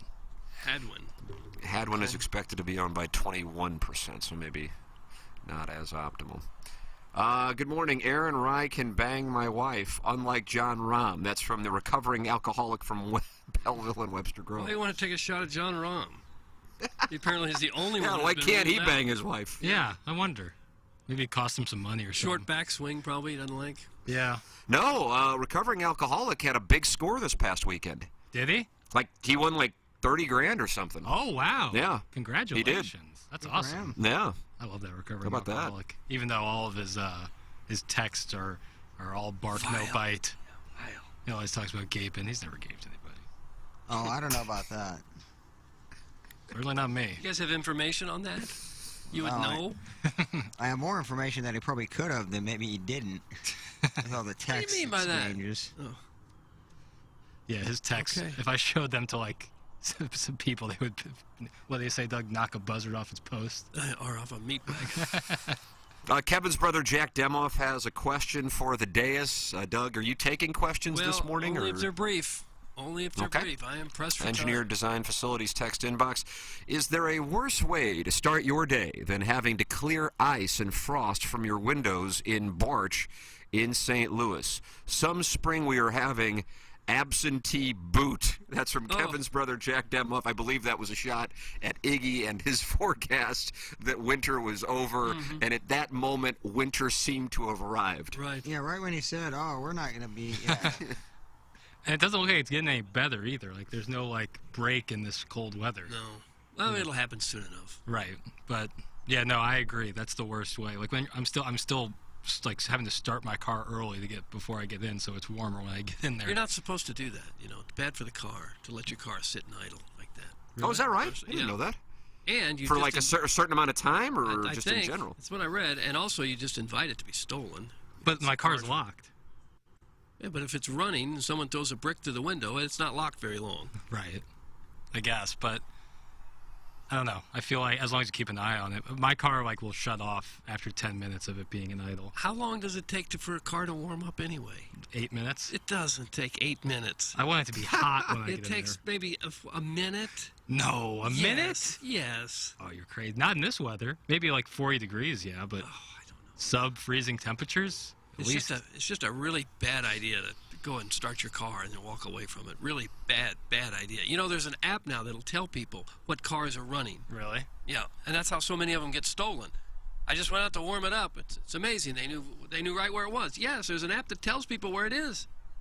Fair enough. I mean, I don't want to come off as blessed, but I have auto start, so I can do it from. Oh God! Let me guess, gated community there, and You better believe it. And I don't think the car will go. It all gets back to Ledoux, doesn't it? You could throw a brick through it, but it won't go unless the key fob is there. I think once you got it started, it'll go. No, because you have to start it again once you sit in there, and that's how they know that the correct driver is sitting there, or at least the driver with the key. But you're such a gentle snowflake. Unless the car is 70 degrees when you get in it, you can't handle it. Why not take advantage of technology? Who am I trying to impress with this? With my gritty, The rugged listeners to the show, so Yeah, you can tell them right. all these gadgets that you have coming from Ledoux. But who am I trying to impress by getting into a cold car when I have the option to warm it up? Jackson's like, I didn't even know there was heat in this car. Like I don't. Well, you gotta have a coat on, right? Yeah, or a little wrap. Don't say wrap. You're not an 80-year-old woman. Something light, a little shawl, just to keep myself A warm. little poncho. But if I could drive without my winter coat, I will, because then you're all, I don't like driving with a winter coat on. Okay. I don't mean to come off as soft. No, but this is just. If your window of comfort is so narrow that you need to start your car in the morning before you get in it and warm it up, I guess you just go ahead and do it. Right. Do you get into a freezing cold car when you come in here? My car's in the garage. No. Yeah, it must be nice. It's right next to the I don't have an bungalow. attached garage. Oh. Yeah, I have an attached two-car garage. I don't even know you anymore. I didn't want to bring it up. And it's in the barn-off region? It's right in next the barn off. It's right next to the barn off. Polo grounds. LOLs to these poors who have to park outside. They probably summer in Lime as well. Doug, that's glove blogger Tom Traven. Where would you go in Lime if you were to summer there? Heiny Miney Park, I guess. Yeah, if you had like a luxury suite. Where is Lime? Oh my God. Boy, there's a Ledoux coming out. I don't know where it is. It's just south of the city. It's the first St. Louis County suburb south of the city. Just right by across the Afton? river. Oh, is that right? Like by Far Afton? south. Yeah. Okay. Doug, it borders the Mississippi River and the River de Pere. It does. How about that? Wow, The confluence. That sounds Yeah. scenic. But I thought Afton and Maplewood were I guess Maplewood isn't south, but Afton is. Isn't Afton kind of South that? County, yeah. Okay. All right, fair enough. I've been Close to to Afton many a time. There is a nice casino in Lime, though, right? Is that River City there? Yeah. That is correct. Then I've been to Lima. I've been to River City. Oh, look at you, really spreading your wings. Is that a flex to go to River City Casino? Mm-hmm. That's where you'd want to summer, I guess, if you were going to summer in Lime. Just hang out at the casino? Yeah. Come back liquid AF? Mr. Licks just said, Jackson, I've never been more proud of you. Where is Lime? You know what high school you'd go to if you lived in Lime? Afton? No. I mean, I know DB is a private school, but Heaven's sakes. DeBerg. I would just go to DeBerg, No, but you go to Hancock. Hancock? Yeah. Sometimes they call it Hancock Place. We never played. You've never heard of Hancock High School? We never played Hancock. I can tell you that much. Oh, brother. We played Boy, Timberland. this is the most condescending That's in segment. Wentzville. Mr. Lick says Warson Woods is basically South County. If you live in Warson Woods, you go to Ledoux schools. I don't see how that could make sense. Or at least part of Warson Woods. What, you like Kirkwood to annex it? Yeah, I mean, if it is South County, we don't want you to be Rams. Shout out to the Rams, Final Four of the state tournament. Kirkwood doesn't like to be considered South County. They went maybe Southwest County. This is Webster's South County, isn't it? They don't like to consider. Well, I highly doubt South Webster County. would want to be called South County. Oh, they would, yeah. I don't know why. But it there's is such a south. stigma. It's next to Afton. Yeah, but they don't want to be. Webster and Kirkwood don't like to consider themselves South County, I would think. West County? They would accept West County, yeah. Central Corridor? I guess. Yeah. You can call yourself whatever you want. There's such a stigma with wherever you live. I don't municipality shame. Just because I've never been to Lime doesn't mean I have my You nose have in been. there. You've been to the casino. You're right. I thought that was a city. Did you ever play a baseball game at Heiny Miney Park? No. Kirkwood. Plenty of games at Kirkwood. My baseball career was short-lived. And when you say no, it means you wouldn't have gone there even if you had a game, would you? I don't know. I never played at Heiny Miney. I played plenty of basketball games in Afton at that sports complex they have there. Yeah, Thousands of by games Tower there. T? Yeah. where there's 8,000 whistles going on at once because there's 12 courts right next to each other. But never, like I said, my baseball career was short, very short. Why? No good. Couldn't hit. Afraid of the baseball? Just couldn't hit. Good fielder, good shortstop, but just couldn't hit. Oh, you were a shortstop. You must have been legit. Well, I was, legit for a sixth grader, but once again, could not hit. Like one time I closed my eyes, really leaned into a ball and felt like I got a hold of it, and it couldn't have been an easier can of corn for the left fielder. And that's when I realized did maybe... you practice? Did you take batting practice? Sure, Did you go to My Tower dad T? was very wanting me to play baseball, but it was just wasn't in the cards for me, so I switched to golf. And honestly, very happy with the decision I made. Stuck with basketball, stuck with golf. Well, you did your best. Thanks, Doug. Thanks, Doug. And you did never have to go to Heine Miney Park. Right. Wasn't there a lot of dogs? Isn't there a dog situation out there? Well, I don't know that it's a huge problem. We did. I do recall a situation, Doug, one time for one of the teams I was playing for. I have no idea, and I want to use the term playing very liberally because I would sit on the bench and eat gobstoppers. But there was a rabid dog running through left field one time, and the game had to be stopped. Like foaming at the mouth? Yeah. I mean, a beast of a creature was running around left field. What I remember from that field is that they set it up improperly so that if you played there when the sun was going down, the sun was right over the center field fence. And so you'd have the sun right in your eye. As you looked out at the pitcher, all you saw was the sun. Yeah, that's no good. Was that the... Tough Hitters Park. Is Heine Miney where you got yelled at by the concession stand lady? No, that was Afton. Afton, okay. Heine Miney is where I heard some drunken guys stand right behind the screen and say, if you're going to... Somebody did a check swing, and they called a strike on him. This guy yells, if you're going to swing, swing. If you ain't. So we use that a lot. I need a T-shirt. We use that a lot over the rest of the year. No more check swings. Yeah, that's a good philosophy. Send in your baseball advice to the Engineered Design Facilities text inbox online at edf-rg.com. That's Engineered Designed Facilities, sponsor of our text inbox, and the number is 314-881-TMA5. Send in your two-part questions for Jeremy Rutherford, who's going to join us, presented by Mark Hanna, coming up at 9 o'clock. If you have visibility to your company or place of business's commercial fire alarm panel and system, please email fire@edf-rg.com, and they will have a technician come out and provide a free evaluation of your system and offer the most competitive contract pricing in the market. You can also check them out anytime at edf-rg.com, the official commercial fire alarm services and solutions provider of TMA. EDF's fire division is now testing, inspecting, and maintaining the fire system on all commercial kitchen and restaurant hoods. It's Engineered Design Facilities. Contact them and support the sponsors at fire@edf-rg.com or go online at edf-rg.com. Looking for a pony this weekend? You will find it in downtown St. Louis, so you might as well start your evening off in the morning or the afternoon at Maggie O'Brien's. You know what you're going to get at Maggie O'Brien's. You're going to get Eddie McVeigh as one of the best hosts you'll find in the restaurant and bar industry, and you will find an Irish pub that is locally owned and operated and has been right next to Union Station for 4 decades. It's Maggie O'Brien's before the Battlehawks game, before the Dogs game. Go to Maggie O'Brien's.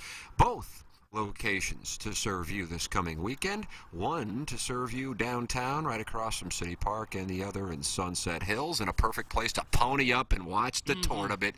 Maggie O'Brien's, wonderful sponsor of TMA. Did you see that Business Journal article on how well Maggie O'Brien's did at the soccer game the first weekend?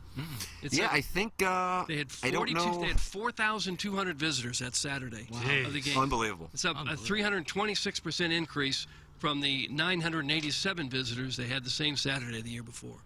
Maggie's is the place to be for the soccer. Well, it's That's literally where you go. right across the street. I know people. Some people say, "Oh, I'm across from a stadium," but they're catty corner 2 blocks. I mean, they're literally right across the street. It's crazy. Well, it's also an indication of what a sports team can do for a certain area, what it can do for a city. Well, by the way, Eddie McVeigh is like a St. Louis legend, and everybody loves that dude. So, I mean, that's also a part of it as well. Yeah. Huge advocate. Battlehawks and Dogs playing on Saturday night, but we have some developments with the XFL per frontofficesports.com this morning following viewership decline.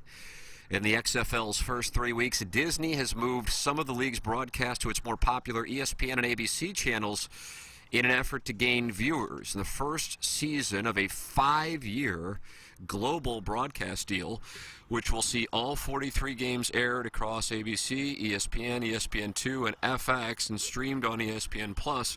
Ratings declined by 50%. Oh, no. From week 1 to week 2, and then another 11% from week 2 to week 3. The opening round only brought in an average of 1.3 million viewers across 4 games, down from the 2.5 million it averaged on the first weekend in 2020. Now, a total of 4 games, 1 in week 5, 2 in week 6, and 1 in week 7, will be moved from FX to one of the other channels. The week 7 game has also been moved to a day earlier. 2 other games in Week 7 will swap between ESPN and ESPN2 and will take place at different times than originally scheduled. The XFL was revived when The Rock, Danny Garcia, and Redbird Capital Partners purchased the league in August 2020 for $15 million. It had filed for Chapter 11 bankruptcy months before due to the pandemic. So it's killing it in St. Louis, but it isn't doing much anywhere else. Well, St. Louis is the perfect market because it's a relatively large market without an NFL team. And it'd be nice, I'm sure, for them to be in the Oklahoma cities and the Memphises instead of some of the cities that they're in that have NFL teams, but you can't get the TV deals without those bigger markets. Right.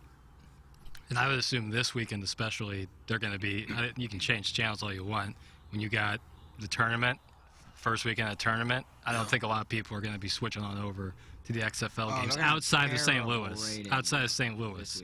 And it's already tough enough outside of St. Louis to get those people fired up for it. And the tournament is going to be going on for a month, too. Right. That's but this weekend especially, yeah, this weekend is like the holy grail of it all, so I think that they're... Yeah, and I know we don't know what times it would be if Missouri and if Illinois were to advance, but if they are, you've got Illinois playing most likely top-seeded Kansas, and you've got Missouri playing number 2 seed in Arizona. And so many people, Doug, still irritated that Missouri lost to Arizona in 1994 when you were out there covering the game and did a live shot and somebody was stabbed in your live shot, that you you would imagine people will be tuning in for that rematch. Right. It was at the LA Sports Arena doing a live shots out there with several other stations and a policeman walking back and forth. And it was broad daylight. I didn't think anything of it. Had to go back to the car to get a piece of equipment that was 30 feet away, and the policeman said, "I'll go with you." I said, "Really? It's right there." "No, I'll go with you." So we did, and then during the live shot, some guy knocked on the door before the games had started, knocked on the door, and a girl came out of the door and stabbed him. And then he started running around behind me. "Ah, my God, I've been stabbed!" "Yes, you have. Can you hold it down? I'm trying to do a live report here." He got himself stabbed. I guess he and his girlfriend were in a domestic situation. Was this at the Forum? Yeah. Okay. LA Sports Arena. Okay, gotcha. Where was the LA Sports Arena? Right. That's where the clip show was before they shared what used to be Staples. It was right next to USC. Oh, okay. Yeah, it says... Definitely in the hood. Yeah, in the University Park neighborhood of Los Angeles. Mm-hmm. Looks pretty nice. I mean, it's got like palm trees around it. That can be confusing. What do you mean? They don't show the homeless people underneath the palm. Just south of USC's campus. There was a football player at USC who got shot standing along the sidelines during a practice once. Oh, my God. A bullet came right through their practice area. Jeez. It's a rough area. Yeah. It's rough. Oof. Well, we should do a remote. No. I already did. I'm fine. I would. I don't care. I don't care if there are guns lying everywhere. If I'm in California in that weather, I'm fine. I'll take the risk. It Not if closed. there's lead in the air. It closed 7 years ago, so we might be doing it from the rubble. We could do it from the new where the new Clippers arena is going, where they're putting in like 10,000 toilets. Yeah, that's a power. Steve Ballmer is really fired up about the amount of toilets they have. I remember the experience I had there during the game. I looked over and I saw a few sections over Steven Belzer, the comedian. Is that his name? The guy who recently... Richard Belzer? He just passed away? Yes. Richard Belzer was there. And whoever was next to me, I elbowed him and pointed. I said, "Look, there's Richard Belzer." And Richard Belzer saw us and started waving to us. Oh, nice. I waved back, "Hi, Richard Belzer." SVU legend. Celebrity sighting. Yeah. And that was my story from the LA Sports Week. Nice little story. Thanks, Iggy. There's nothing wrong with that anecdote. Hey, if you're interested for Mother's Day or Father's Day, we will start. Well, we're doing them anyway. Doug, you have a sound story today, don't you? I do, at noon. There you go. Give the perfect gift for Mother's Day or Father's Day by going to mysoundstory.com. Of course, you can give a gift certificate and just book it with whether it be Doug, myself, Jackson, Learn, Riz, Moon, Randy Character, and of course Courtney Landrum and John Hewlett. But here's the thing. One of the things you can do in addition to that is have you and your siblings come in and then record stories of your youth and your gratitude to your mother or your father or both for a sound story to give for Mother's Day or for Father's Day. Go to mysoundstory.com and you can schedule it now, because I can tell you that they will start to fill up closer to Mother's Day and Father's Day. It's mysoundstory.com. And one of us, your choice, you pick, can conduct the interview for you, and you can give one of the greatest Mother's Day or Father's Day presents you could ever give. And that's something that me and my brothers and sister did for my parents a couple of years ago. You can do it. mysoundstory.com. Doug, could you tell the people about Ryan Kelly? He is online at thehomeloanexpert.com, and he's been our title sponsor for a decade. And he would like to help you get out of debt, because you don't need that. With inflation here, people are taking on more debt than ever.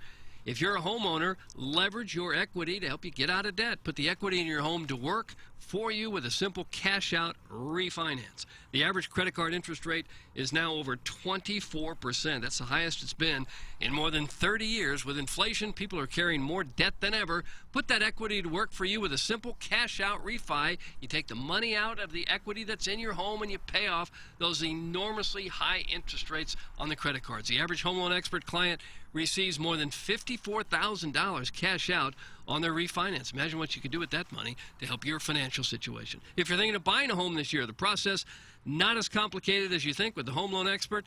They make the pre-approval process easy. You can get pre-approved today, the day you call in, and they will also provide a lower rate with a 10-day closing guarantee. Ryan Kelly and his fabulous staff have got you covered. Any kind of thing you need with your mortgage, with a refi, they've got the answers. That's thehomeloanexpert.com. Thank you, Ryan Kelly. Thank you, Sir Mortgage.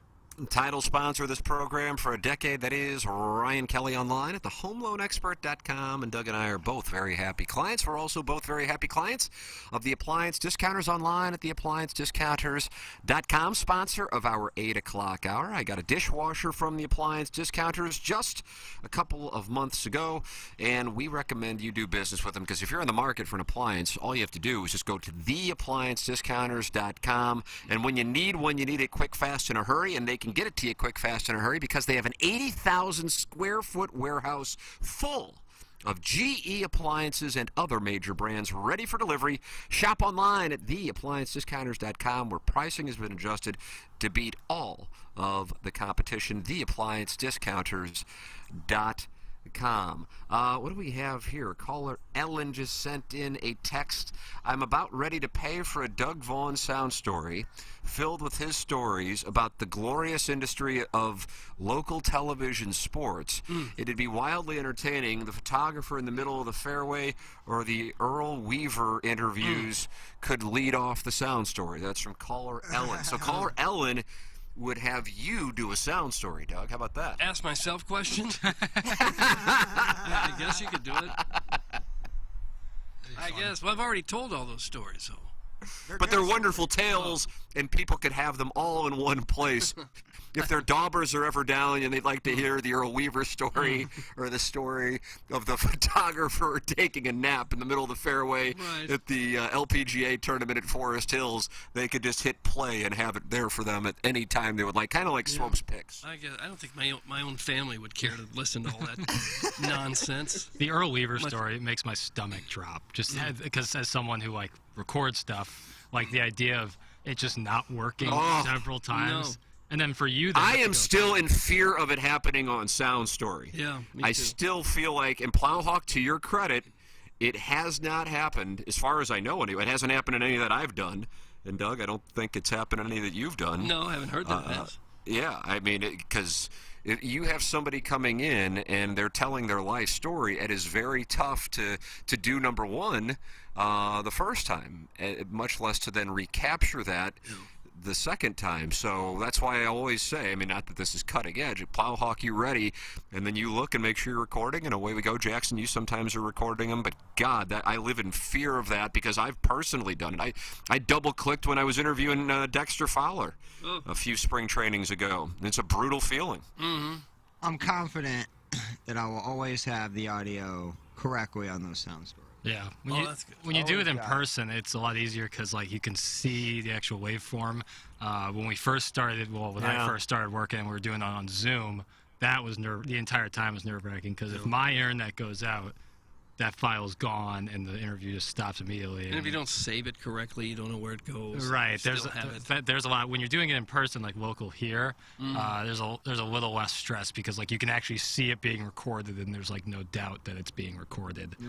Whereas on Zoom, you could forget to hit record before it starts, and that would be Yeah, so the Earl Weaver story especially makes me so nervous because you were the one telling Earl that it wasn't working, even Of though it wasn't. course. Who else was there to tell him? Alex Bullock wasn't going to tell him. That's what I'm saying. The person who was messing up. Who wants to be Alex Bullock in the text inbox? He was a lensman. Because that's like the worst. I would just like quit before I would tell Earl Weaver the third time. I did. Well, the third time, yeah. I quit before the fourth time. That's for sure. So he never recorded it? No, never got it. Never got it. There used to be a cable called a roll cable that went between the camera and the recording. We used to have to carry around a big box. And there was something wrong with that roll cable. So when he pressed on, his camera looked like it was rolling, but nothing was going from the roll cable into the recorder. So we were getting nothing on the tape. And Earl's pouring his heart out. And on top of it, and I realize a decent number of our listeners are 20s and 30s, and hell, in my 40s, Earl Weaver was pretty much shutting it down. But Earl Weaver, this would be brutal if you were dealing with like Kurt Warner, who's one of the nicest human beings ever. Right. Earl Weaver was Doug. What is it? Was Banny Rooster? Little Banny Rooster. He was kind of like a Whitey Herzog, old school type. Would get in your face. And real short. Didn't suffer fools at all. Yeah. Fired up. Yeah, like a Billy Martin type. Right. But didn't he? You had to go back to knock on his door 3 times. 3 times. If his wife hadn't been there to settle him down. And he had just retired after a Hall of Fame managerial career, and you were the one getting the interview, and you had to go back to Earl Weaver's door. I mean, my God, it'd be like going to Troy Gloss's door. Yeah. Except Troy Gloss was just like chill and not interested in doing interviews. Earl Weaver was a Banny Rooster. Right. He lived in North Miami. Remember right where he lived. Yeah, it's like that stain is indelibly marked in my brain. And if his wife hadn't been there to calm him down, gentlemen, I wouldn't be here today speaking with you. Pecked your eyes out. Yeah, what's like? And didn't he have a painting over his couch of his family nude? No, that was Dr. Ferdy Pacheco, the fight doctor. That's so Muhammad weird. Ali's fight doctor. Yeah, his whole family naked in a painting in his living room. That's so weird. Yeah, it really was. You couldn't take your eye off it either. Certainly a conversation starter. Yeah. What would be your Mount Rushmore of people you wouldn't want to go back and tell them the interview didn't record? Like I feel like Saban. God. Saban. Yeah. He would be persnickety. Jim Boeheim probably wouldn't take it very well. What about Jimmy Calhoun? Jimmy Calhoun, No. I told an interview to F off in the press conference once. I can't imagine what he'd tell you if you didn't get the recording. Bobby Knight wouldn't be a good one. Bobby Knight, yeah. It's crazy these are all college basketball or football coaches. Yeah. Well, anybody who runs a little fiefdom in a small town, that's where it is. You can't pull that crap if you worked in New York City, man. But you're in Storrs, Connecticut, and upstate New York, and Bloomington, Indiana, and Columbia, Missouri. You can act like an ass all you want because you're challenging 22-year-olds who are making minimum wage. Who are just dying to get in the game. Guys, didn't you forget to turn a mic on when you interviewed Rizzuto for the podcast? Well, that's unfortunate to talk about because Ken is not here to tell his side of the story. But in between the hiring, the Sea Monster having enough and leaving KFNS in 2018 and Gangster Pete, or maybe the Sea Monster was just off, Iggy handled an interview in which Riz, who I knew but I didn't know as well as I know him now, and he came on, and I already knew that there was some interest in potentially us coming over to Hubbard, or maybe at that time it was Emmis. I don't know if that Emmis Hubbard deal had happened yet. But either way, neither here nor there. I knew that people at 105.7, such as Tommy, would be listening to hear how we kind of, do a segment together. And so Riz comes in and does the podcast, and we have a great interview. Iggy sets up the recording, and as opposed to what the Plowhawk or what Jackson and before that, the Sea Monster, and after that, Gangster Pete would do, which would be sit in there while the interview was going on to make sure that the audio was working. Iggy clicked record and then left the studio. Come on, Iggy. And then the time came to play it back, and it turned out that I believe Riz's mic wasn't working. And so you could hear me asking the questions, and then it sounded like Riz was in a cave somewhere answering the questions because his mic wasn't working. So there it is. That Beer Cats, I can confirm that did indeed happen. And Iggy has, I will say, reluctantly admitted it was his fault, but he was pretty adamant that something happened.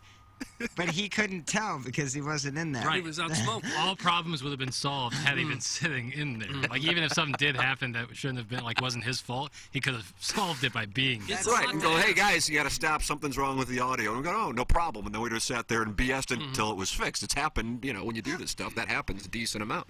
Right. So, yes, that was an unfortunate situation. So then, because, Riz came into KFNS to do the interview, we didn't want to ask him to come back in and do it again, so we posted it, and people were just like, what is this garbage? And then Riz talked about, you can listen to me on this podcast, and then his audience goes, what the hell is this thing that you did? There was no way to hear you. I heard some other guy who does an AM show that I've never heard of talking, and then when it went to you, your mic wasn't on. Yeah. Well, that was great. The mic next to Rizzuto was on, so you could... It was literally so hollow. He was like an ant in this big green bean can. Just trying to say hello. I'm a big fan of the rewatchables on The Ringer, talking about old movies. They were doing Casino, and they did it in Bill Simmons' house, and Bill did the... he recorded it, and he forgot to turn someone's mic on, and it literally sounds like someone's far away, whispering their takes, and it's you can't listen to it. It's unlistenable. And so he put out this... I'm surprised he posted it. I know, and it was about Casino too. This is a major movie for the watchables. They're usually a little bit more niche, and so this is a major movie, and 1/3 of the podcast is completely unlistenable. You have to turn your thing up all the way to hear it. It's tough. See, everybody does it. Right, even #1 podcast. Well, in Iggy's case, it's asking a lot to expect a sound engineer to actually stay in the studio and make sure the sound gets recorded during the production. What's funny was it's kind of smoke. In that process of the transition from Seymour to Pete, it felt like at that point we were in the Hunger Games, to where we were looking for people, but it's almost like we were waiting for a tribute. Who's gonna step up and come to us? Because at that time, I think we've already told kind of some of the behind the scenes what's going on. Yeah. So I don't think there was a huge line to jump out and say I want to do this. Probably not. Luckily, Pete was there. That's a tough but fair assessment of the situation that we can all confirm. As a matter of fact, Doug, your sound story today is with Tommy Cibulka, is it not? Or with I think it might be with his mother. I believe if that's I'm not right. mistaken. Yeah. No, it's beautiful. I was just about to talk about VIP Auto Accessories, and that's what Jackson and we were texting about the sound story you did yesterday and the one that you have today, and it is with the great Tommy Cibulka's family. Tommy Cibulka of VIP Auto Accessories. His father started the company back in 1979, and they've been all local ever since. Once employees start working at VIP Auto Accessories, they don't stop, which speaks to the culture they've created there. They have people who've been employed for 35 years, 41 years, and 42 years, and the business is only 43 years old. They are part of the TMA ecosystem because they work with Design Air Heating and Cooling and the great Seth Goldcamp and Munganess St. Louis Acura and Alton Toyota and the great Jamie Burkhardt, Clayton Patterson, and Peter Munganess. VIP is the biggest secret in their industry. And now they are promoting their service for all to hear and to take advantage of the VIP quality and convenience, I should say. Don't say it is an inconvenient situation. That would be ridiculous. It's convenient as can be because you can get everything done at one place. Oftentimes when you're talking about upfitting, you got to go from one place to another place to another place. Not with VIP. They offer their quality and the ability to get it all done at one place, and that is what is so attractive about VIP Auto Accessories. They are a full-service operation, a one-stop shop. They take the vehicle from point A to point Z, and they save you time and hassle. It's quicker to deal with VIP than 2 to 3 vendors with multiple locations. Call Tommy directly, 314-428-3900, or you can email him at tommy.cibulka@vipautoaccessories.com. Caller Ellen says, happy birthday, pal. What does that mean? I think she's talking to me for a couple days ago, I assume. We just had She missed your birthday? I think she would probably wish me a happy birthday on that day. I love Caller Ellen. Oh. She's a gem. Fabulous gal. Yeah, absolutely. She's a wonderful lady, and she wants a sound story with Doug telling all of his stories in one place. That'd be great. Kind of like Iggy, Stephen Wildwood did for Iggy. Couldn't Buck Swope put That's that true. together in about 30 minutes? Yeah. Just yeah, find but the stories and put them together? But you know, I don't know, something folksy about you doing it. Yeah, it is folksy, Doug. Caller Ellen says she would have me or Buck Swope handle the sound story. KG in O-Town, is he left St. Louis? When is he getting to South Florida? I thought he said for tomorrow. his date with Cassie. I thought he said tomorrow is when he was leaving. And he's going to hook up with Cassie? I think so. I can't answer that, but the effort will be there, I bet. Really? Yeah, you can count on that. Mm-hmm. KG in O-Town says you can't teach an old dog new tricks like promptness and turning on buttons. That's KG in O-Town. And even with Iggy not here today, he is still firing shots. Guys, I want to pay for a sound story of Tim, Doug, and Martin sharing their favorite St. Louis Rams stories for an hour or two. Those are my absolutely favorite discussions. That's from the 314. Yeah, I'd be happy to relive some of the magic that was the Rammies. The best of times and the worst of times. Boy, that's the truth. Yeah. God, it really is the truth. That sums it up. Some of the most fun I Quite ever had in nicely. the business was Dude, covering Rams right football. when I moved to this city, they were trash. So I never even got to experience, the brighter days of Rams football. I came in 2013. I'm not for sure what the landscape looked like. Pretty rough Not at good. that point. Oh, yeah. But right around That, yeah. 99, 2000, 2001, they Watched were them. probably the most exciting team to watch in any sport in the country.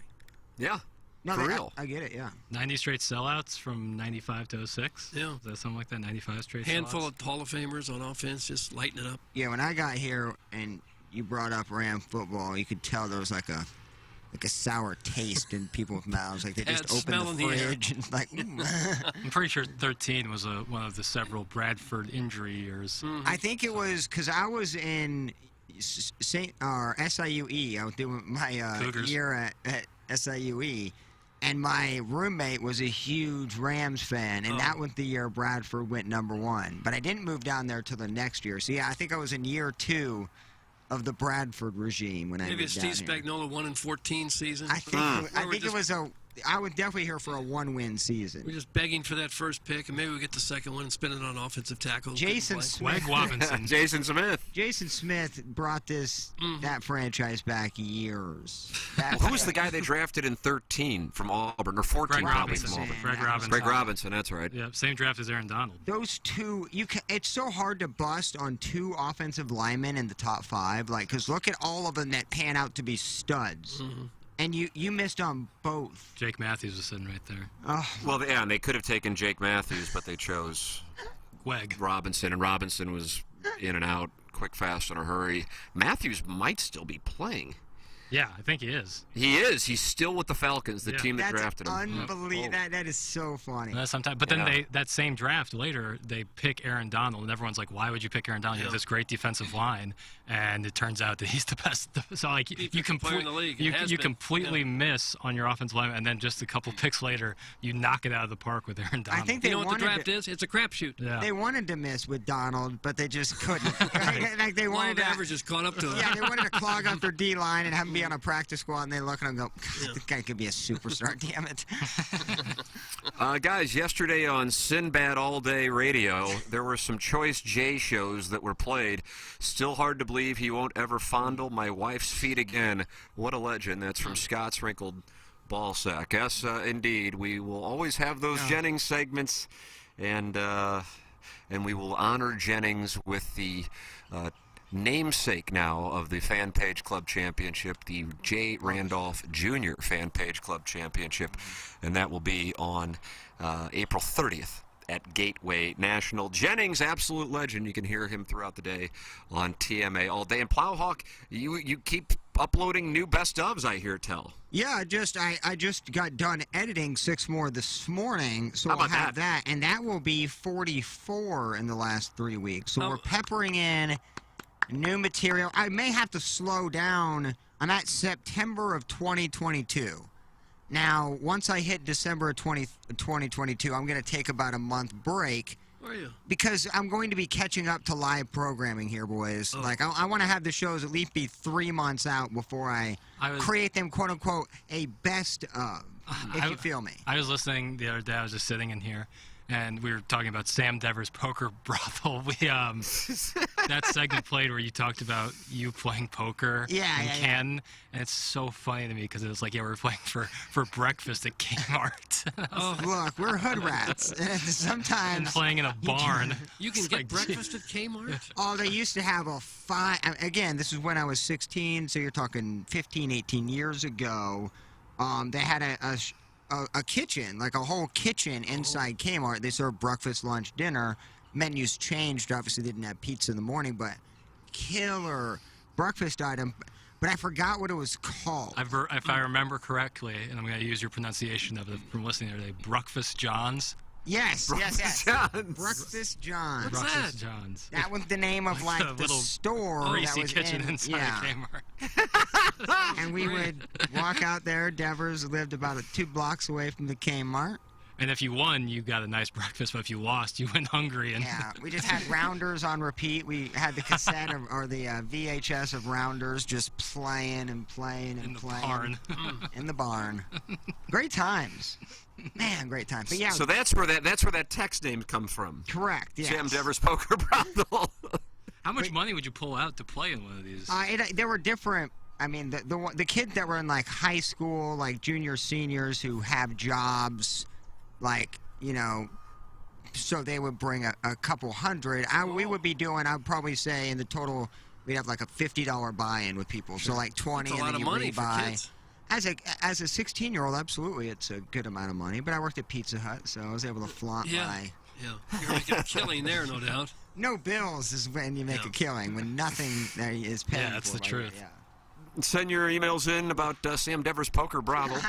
The morning after at InsideSTL.com for our Design Air Heating and Cooling email of the day. The great Jeremy Rutherford is going to join us coming up in the next segment. Brought to you by Mark Hanna of Evergreen Wealth Strategies as we close out the Appliance Discounters 8 o'clock hour. Jackson and I will deal with the situation down the hallway at 10 o'clock as Darren Pang will be with us. For these hockey interviews with Jeremy Rutherford and Chris Kerber and Darren Pang, Doug, I'll be real transparent with the audience. There isn't a whole lot to talk about at this point. And so Kerber, at the end of the interview yesterday, the question I asked him, and the non-ling is a loyal listener of Balloon Party. You remember the non-ling from his time with TMA? Non-gay. Love him. Yeah, he is a loyal listener, and he sends me questions that he would like to hear these guys answer. And I said, hey, fire away now because it's deep dive season, because what are we going to do? Talk about, a team that's languishing. And the question I asked, and I'm curious if you give this answer, but I know you don't know the years. I asked Kerber this was yesterday's interview, in his 22 seasons as Blues broadcaster, if there is a team that stands out that he thought had the best chance to win the Cup that didn't. And it's kind of a sneaker answer. And I know you don't know the years, but do you recall a team that stands out to you? Now, this isn't like ever like going back to the Hall & Oates days. This is since 2001 when Kerber came on the scene. Oh, I was thinking of the team that won the President's Trophy. That would be a logical one. Yeah. And they had a Western Conference final team, lost to the Avalanche in 2001, one that lost to the Sharks in 2016.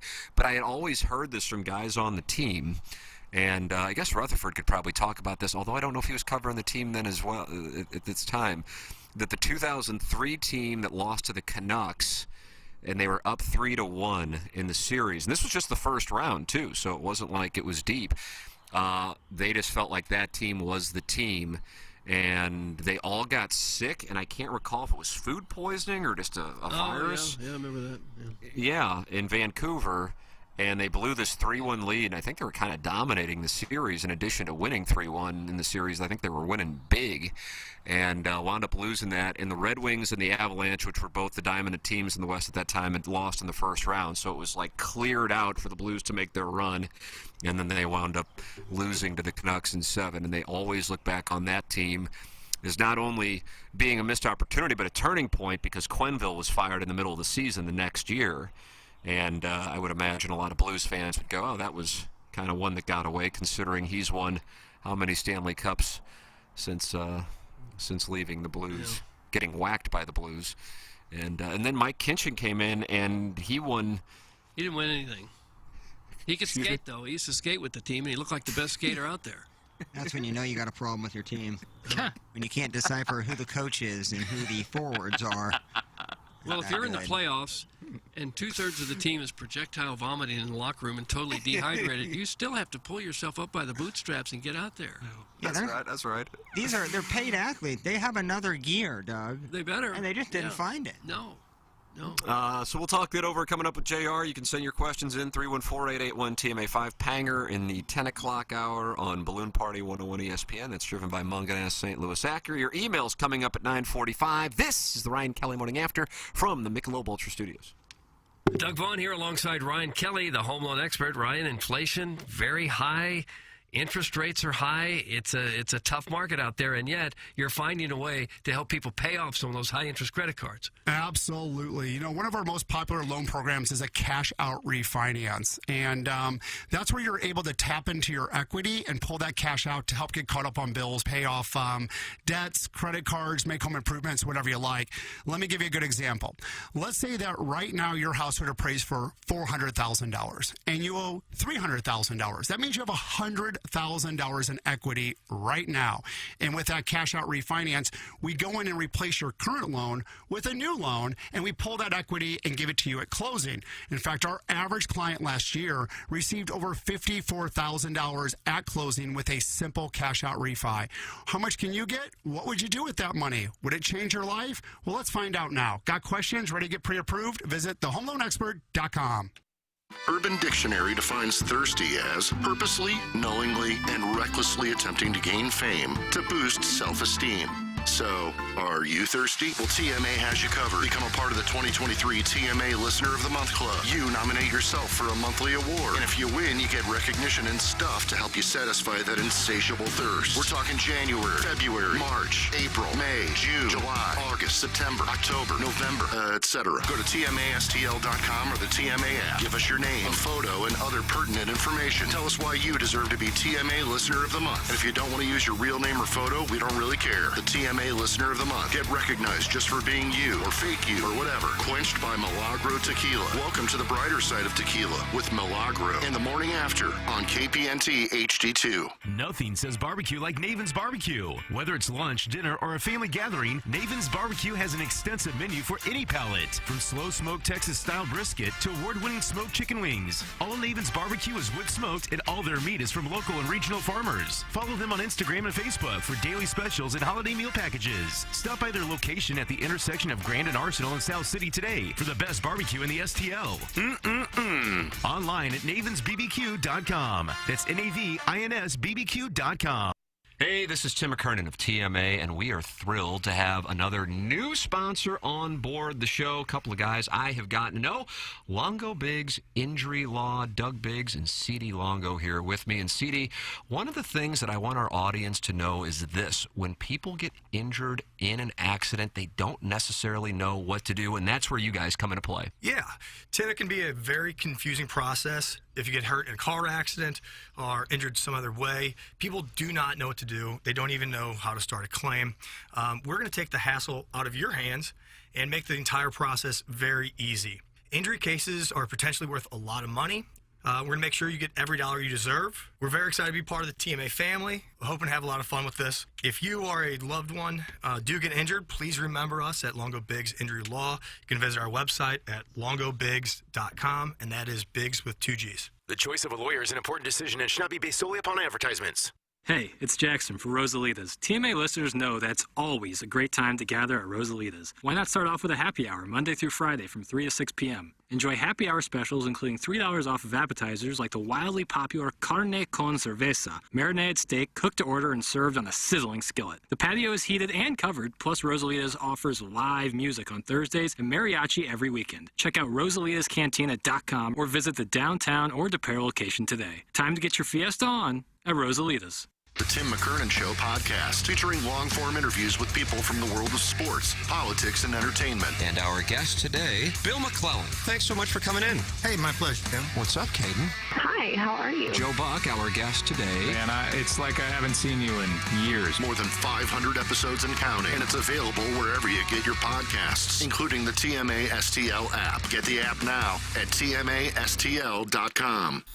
You're hearing TMA all day on KPNT HD2, Collinsville, St. Louis, featuring the Ryan Kelly Morning After, live from 7 a.m. to 10 a.m. Then a full show replay from 10 a.m. to 1 p.m., followed by the best of TMA from 1 p.m. to 7 p.m., and another same-day replay starting at 10 p.m. Find the full schedule at TMASTL.com. Brought to you by Ryan Kelly at thehomeloanexpert.com, the most efficient mortgage process you'll ever experience. Hey, it's Jackson from Mark Hanna. TMA listeners have a lot to think through financially, saving for retirement and college while also paying bills and enjoying life along the way. Whether you're like me and starting your financial planning, or if you're already retired, call Mark Hanna. Mark works with you to design a strategy to do your finances right. It's a straightforward approach that starts with a 15-minute phone call to discuss your needs. Visit evergreenstl.com or give Mark a call at 314-889-0503 today. Mark Hanna offers securities through Equitable Advisors and insurance and annuity products through Equitable Network, LLC. Well, let's put our golf where our mouths are. Now, The Ryan Kelly Morning After. KPNT FM HD2.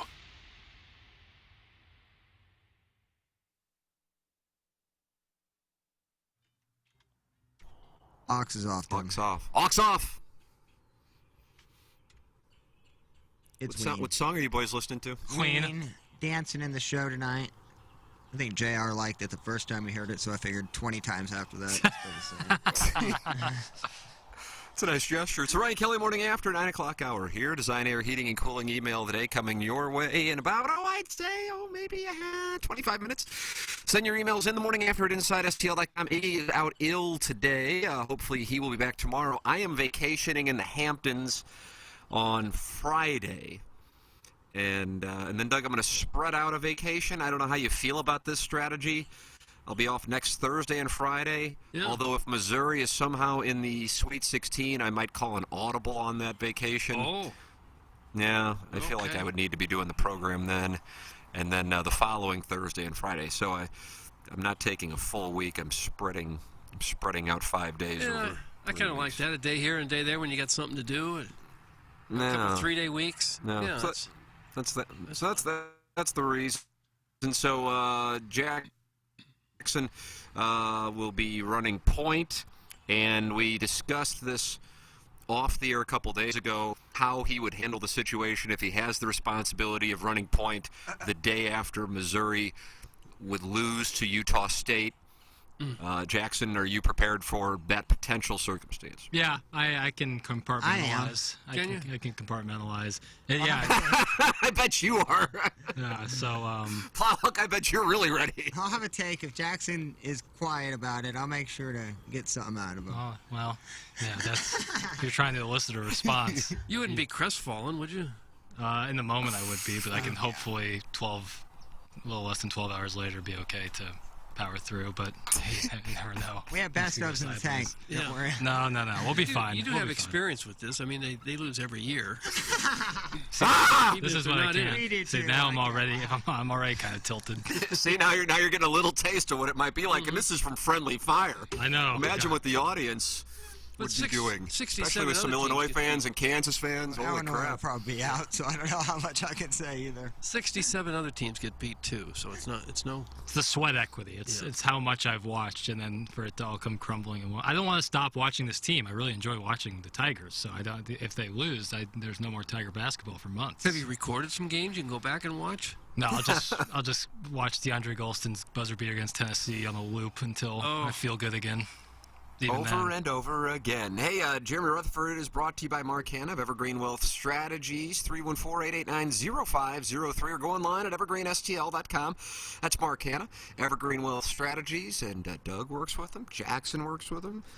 Producer Joe works with him, and we recommend that you work with him as well. You'll be very happy because I can tell you this. He is a first-class individual who truly enjoys the part of the job of listening to people's stories, their goals, and then customizing the plan specifically for those individuals and their goals and the goals of their family. 314-889-0503 or go online at evergreenstl.com. That's Mark Hanna with Evergreen Wealth Strategies, who presents every Wednesday here on the Ryan Kelly Morning After, the great Jeremy Rutherford. Good morning, JR. Who used to be a Mizzou fan, but now he's rooting against Mizzou in the tournament. That would be appointment listening. If Jackson could come back on the And you can live stream watching Jackson tomorrow, watching the game. That would take me back to my days where I had to be on the couch to watch Friends or Growing Pains, where you couldn't record it. You had to be sitting there. I will be sitting there listening to Jackson should the Tigers go down. I can't wait. Did you say you're rooting against Missouri now? Because he wants to see Jackson's depression. Why? Yeah, why? That's my question. Nice job, JR. Ouch. Well, hey, listen, it was, what was it, a week or two ago, Tim, when you were out sick and Jackson had the controls there for a couple of minutes, thought you lost you, and so we got a little glimpse of it. I want to hear a whole show. Hello. Damn. Hello. And I said to Jackson, JR, since you're familiar with the 101 ESPN audience, I said, hey, I don't want. I was trying to figure out which days to take off while we're down here, and I said if I take off on St. Patrick's Day, that would take the opportunity away from you, Jackson, to have the 101 ESPN floor for Balloon Party, but also it eliminates any chance that you would have to be on 101 ESPN the morning after Missouri gets eliminated in the NCAA tournament, and there would be hundreds of texters who would be celebrating Little Piddles Tigers being vanquished by the college basketball brand name that is Utah State. So Jackson gleefully accepted no balloon party on Friday. Oh, wow. It was a tough decision, but I He was kind of stunned I was even asking. Yeah, the positives outweigh the negatives. He's into his mid-20s now. He's mature, and he can handle it, right? Yeah, I can compartmentalize. It's just as long as my friends here on the dais can understand my plight and not poke the beehive. But either or, I'll be okay.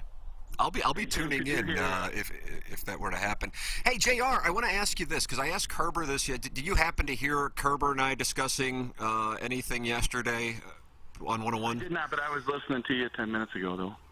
Oh, so you know where I'm going with this. When did you start covering the team? It would have been 05, 06. I had the good fortune when they were coming out of the lockout. The sports editor down at the Post-Dispatch said, gosh, who should we put on this juggernaut Blues team? And I said, I'll take it. So 05, 06, just a couple years after that season that you're talking about with Curbs, but I am familiar with it. Okay, yeah, and I don't know, because, Doug and I watch plenty of really good Blues regular season teams end in a horrific manner in the Stanley Cup playoffs, but it did stand out to me from guys who were on that team and people around the organization that they looked at that team even more so perhaps than, the President's Trophy team and some of the teams we've seen before and have seen since as being a team that really had an opportunity. Now, what Kerber jumped to was the fact that the Red Wings and the Avalanche both lost in the first round, and they had just been the powers of the Western Conference going back to the mid-1990s, that if you were going to go to the Stanley Cup out of the West, with the exception of those 2 years with the Stars in 99 and 2000, it basically had to go through Detroit or Denver, and so that was one of the reasons why they viewed it. But you also had Pronger and McInnes, and Pavel Demitra had a huge year that year, and Tkachuk was in his second full season with the Blues, and feeling like that was a team that really could have done something special. So I don't know if you've talked with people since then, if they view certain teams that really could have been the cup-winning team more so than others. So that's what I wanted to pose to you. Yeah, that's definitely a sneaky one. That team 02-03 still had a lot of talent. I think you had Pavel Demitra. You had Al McInnes was still with the Blues then, and I think they had 93 points. And then the year that they had used 7 goaltenders that year. Doug, that was the Reinhard Divas year. Reinhard Divas. Tom Barrasso got into a game. I think Mike McKenna got into the game. I think Daddy Padre got into a game. No, he didn't. He did not.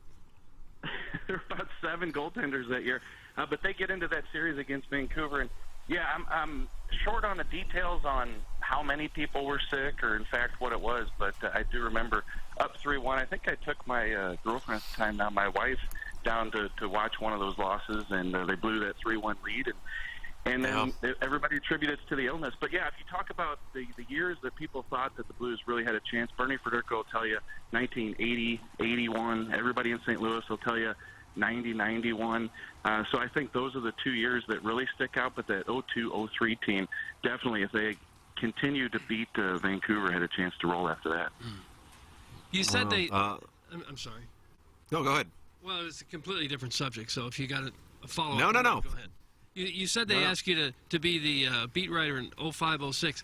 Is that how it works with the newspaper? They gather around and said, who wants to be the beat writer for a team? Or how do they decide? Because it is a major lifestyle adjustment, I'm sure. Yeah, it really is. It's funny because I think I was about the 5th person they asked. I think they rolled through the whole sports staff, and I was probably, 30-ish, and probably just married. And you're right, Doug. All of a sudden they say you're going to be in Calgary on a Saturday night, Edmonton the next night, and come home and tell your newlywed you're going to be out of town a lot. So it was a lifestyle change, but I was super excited. I think that, in Canada, it's the number one beat, obviously, the NHL. And so when a newspaper puts a young guy on the beat in the States, they say, wow, how'd you get that? And I was like, well, nobody wanted it. You can say no if they tell you this is what we want you to do. You can say no, thank you. I think Tom Wheatley and Dan O'Neill and those guys could say no, but I think if 30-year-old Rutherford says no, it probably wasn't very promising for my career. Yeah. So it was definitely a fun time to take over. However, as you guys know, from that point on, there were some lean years, drafting Eric Johnson #1 overall, and really not doing anything playoff-wise until they got in the playoffs in 2009. So, kind of some lean years. But that's what made all that success, going to the Stanley Cup, winning the Stanley Cup, so much fun because you put in all the time. Yeah, I guess since they got swept by the Canucks in 2009 after getting into the playoffs, you didn't see the Blues win a playoff game until 2012. Am I right? Yeah, right, because they got swept by Vancouver. So wow, it had been that's 7 years of covering a team and not seeing them win a playoff game. That is not common. Yeah. And I'll never forget, I take over the beat in 2005, and you're all gung-ho excited. I'm going to break every story. I'm going to be on top of this stuff. And all of a sudden I get a call from, I think it was Bernie Miklas, and he goes, hey, bud, I got a scoop here. I'm going to go with it tomorrow. The Blues are for sale. And I'm like, oh, man, I missed this. I'm 0 for 1. I'm never going to be good at this job if I'm missing the team getting sold here. Who have been some of the best players to interview? Who are the top takesmiths during your time? Ooh, good question. Shoot. Yeah, a bunch of them. I think Big Walt is probably up there on that. Yeah. He's great. Like, I remember games where Keith Tkachuk would miss on a breakaway, or they brought in the shootout into the game, and he'd miss on a shootout attempt. And you'd walk in the locker room, and kind of towards his stall, he kind of knew what you were going to ask, and he looks at you and he goes, "What do you want me to do? I'm no good at breakaways. What do you want me to do?" And then I recall one time where we put a microphone in his face, and I think it was the movie Talladega Nights, right, where he's imitating Ricky Bobby, and so he taps our microphone and he goes, "The car rode good. The car rode good." He just always used to have fun.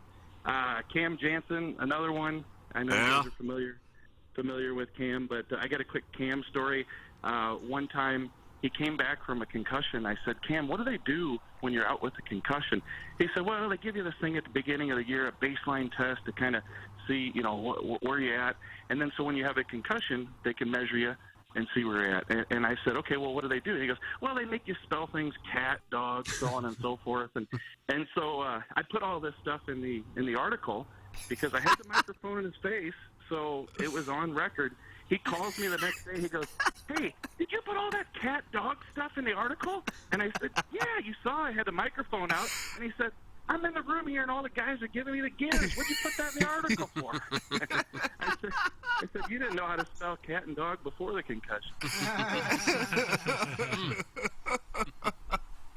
Oh, that is outstanding. Who's the best interview on the Stanley Cup winning team? On the winning team, let's see here. I think, first of all, I didn't know that we were going to be allowed on the ice. And my daughter, it was her birthday that night that they won the Stanley Cup, and so I walk out on the ice, and I decided to FaceTime the family so they could kind of see all the players celebrating on the ice. And I'll never forget, you talk about best interview, they were all great, but you walk up to Ryan O'Reilly, and here's a modest guy. Here's a guy who, never pumps his own tires. In fact, he's the opposite. He's always second-guessing himself, always taking jabs at himself. And I said, "Ryan, how's this feel? You guys just won the Stanley Cup. This is St. Louis is going bonkers." And he said, "We're legends. We're legends. We're legends." And so here's a moment where Ryan O'Reilly allowed himself to say what the situation actually was and realize that these guys would be legends for years to come. I thought David Backus was exactly always right. good. But David Backus was good, too. That was what I was thinking, Doug. Might shed a Backus tear was for great. you in an emotional moment. Yeah, he was a good one. Yeah, David Backus was great, Doug. I think you might have been in that locker room in San Jose where they lost, and we had asked the public relations department, can we get Backus, especially because that could have been his last game, and it wound up being his last game. But at the time, you didn't know if he would be re-signed, but you are in the locker room in San Jose, and we say, can we get him? And the public relations department came out, and they said, listen, he's sobbing. He's in the other room. He's just a mess. And all of a sudden, here comes David Backus out of that room, face is red, and just right in front of the cameras just kind of loses it a little bit. So really emotional. And he was always a stand-up guy, always at his locker, so that's a good call on Backus. Yeah, he was a class act all the way. He really was a good one. It says a lot about this radio program that I'm going to read back-to-back texts. These were literal. One was sent in, and then the very next one was sent in. This is not altered on the fly. JR, what are your thoughts about bringing Eric Bognecki back? I'll hang up and listen. And then the very next text, JR, why hasn't Eric Bognecki made the next step to play with the pro team? Also, have you ever faked a sick day to buy tickets to a goth rock band that peaked 35 years ago? Doug, a lot of Eric Bognecki texts back to back on the pro from two different people. What are the chances? What kind of odds could you have gotten on that? Back-to-back Bognecki. Well, I'll tell you what, if you're going to bring Eric Bognecki back, you have to bring Reed Lowe back, because that was my first year covering the team. Bognecki and Reed Lowe, the locker stalls were next to each other. And for those who remember Bognecki, he goes about 4'10", maybe. Yeah. And he used to have to ask Reed, hey, can you put my shin guards up on top of the stall? So, like, 6'3" Reed Lowe would have to take his... well, Tim, you know what he's dealing with there, right? Don't let him do that, Doug. He just did it. Drop out of it. God, Drop out of it. I think Plowhawk got it. Pot him down. We're just getting reps in. This is a practice interview. Yeah.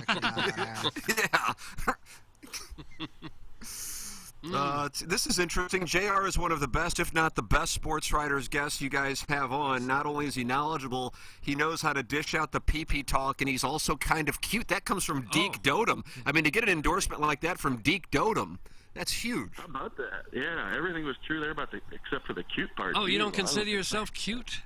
Cut that off. I run away from mirrors here. Oh.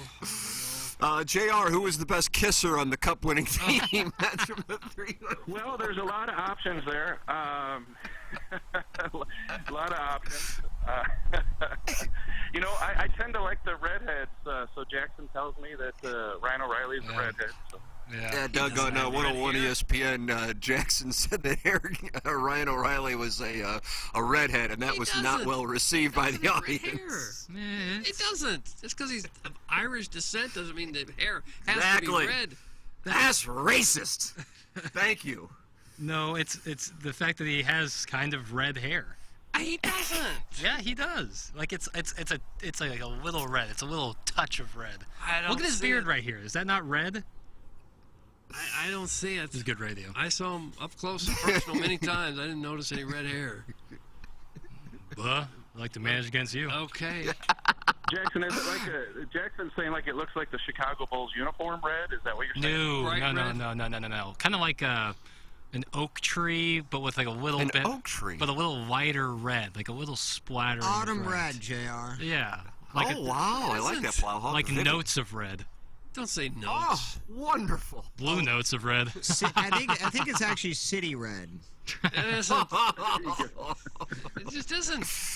Oh, God bless. JR, we always enjoy the conversation. Great to relive Eric Boganecki getting his shin guards up in the locker from Reed Lowe. I didn't know that happened, but I did know I always liked interviewing him because we could look each other in the eye.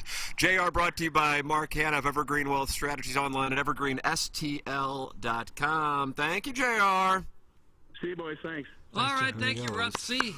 Jeremy Rutherford with us here on the program, and here is something, and this has been great to hear. Our listeners they're always supporting the sponsors, but this sponsor is getting quite a bit of response, and we love hearing that, and that is Clubhouse Turf. Driving the ball 300 yards is cool and it impresses your buddies, but scoring amounts to getting the ball in the hole. How many times have you hit a great drive only to miss the green, skull a chip, and 3-putt your way to a double bogey? While tour players get up and down 2/3 of the time, scratch golfers still only get up and down around half the time. Thus, the best way to lower your scores is to improve your short game. And that's why tour players like John Rahm and Max Homa have installed celebrity greens in their backyards. Anyone can put down fake turf and call it a putting green, but if you want a golf green that putts true and gives you real grass-like performance when practicing chips, pitches, and bunker shots, the only company to call is Clubhouse Turf, St. Louis's exclusive partner of Celebrity Greens. Each Clubhouse Turf signature green is unique in design. Whether creating a replica hole like the 12th at Augusta or the 2nd at Bellerive, Clubhouse Turf can create your own backyard golf experience that your family and friends will enjoy for years to come. Call Clubhouse Turf, St. Louis's exclusive partner of Celebrity Greens, Golf Digest, best in golf, and start improving your game today. 314-834-2339. That's 314-834-2339. Let them know you're a TMA listener. And you can also visit clubhouseturf.com. They have fully customizable layouts from the design all the way down to the speed of the green. My understanding is some listeners have requested specific holes to be constructed from their clubs so that they can replicate that in their home, Doug, and that is that's the kind of wealth that is in this audience, as we've always known based on the emails. They're all country club members somewhere. It's just a matter of how many club memberships they have. That's correct. I can't imagine anything cooler than having a really nice putting green in your backyard. It'd be better than a that'd be pool. glorious. Because you could use it year round, and it would really help you. I have a buddy who has one, and it's the coolest thing ever. Well, you're from Ladue, right? Yeah. I'm sure you have lots of buddies with golf. God, I don't even know you anymore. Yeah, him owning St. Louis Country Club doesn't mean he has a putting green. No, Who is this, Gareth? I bet it's Gareth. No, it's my buddy who's an absolute stick. Actually went to DSMET, and really good guy. Wow. Really good guy. And he's unbelievable at golf, but he has his putting green in the back. Is it real grass or is it turf? Turf. So it's not the same as the Celebrity Greens, but it is really, really cool. And it's a great thing to have, like just to be able to go out there and chip and putt. It's the Will he let greatest. you come over, or does he want you off the property? He always invites me over to come out and play. Yeah, it's great. Jack, Doug, buy stock in Jackson's game in 2023. I think we're going to see a real surge for him. Yeah, I actually do think that. I found some on the range the other day. Now, I have to tell you, you've told me you found something on the range, I feel like, every week for the last 2 years. Yeah, because I'm finding little things, but this was a major What'd thing. you find? I wasn't finishing. What'd you find? I wasn't finishing my swing. I was there was a lack of wrist and arm speed that I was greatly missing, and I wasn't finishing the swing. I was real nervous. I was abbreviated finishes every time. So now I'm finishing that swing, firing those hands through at impact, and it's made a significant difference in both distance and ball flight. Well, you're getting close to look at this guy. your age 27 season, which should be your athletic prime. Yeah, If you still got 2 years. Keep from eating yourself into the doghouse. Yeah, I'll be all right. All right. Yeah, I'm confident that this will be my best summer of golf yet. Oh, really? Wow. Do you have a target handicap by the end of the year? 7 would be great. I think that's definitely doable. Yeah, I think that would be if I could get to a 7, because I peaked at about a 9.9 last summer, and so I think I can drop 2 strokes. It all comes down to putting. Well, go to your friend's backyard. Yeah, Putt like the Dickens. I have to hit them up. Huh. I don't have any friends with putting greens. You're You kidding me? Yeah. I don't know what to tell you. We're lucky just to have tenement houses where I'm from.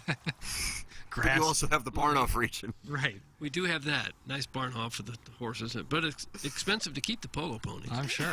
Polo ground That's is where most of the money goes. half a mile long.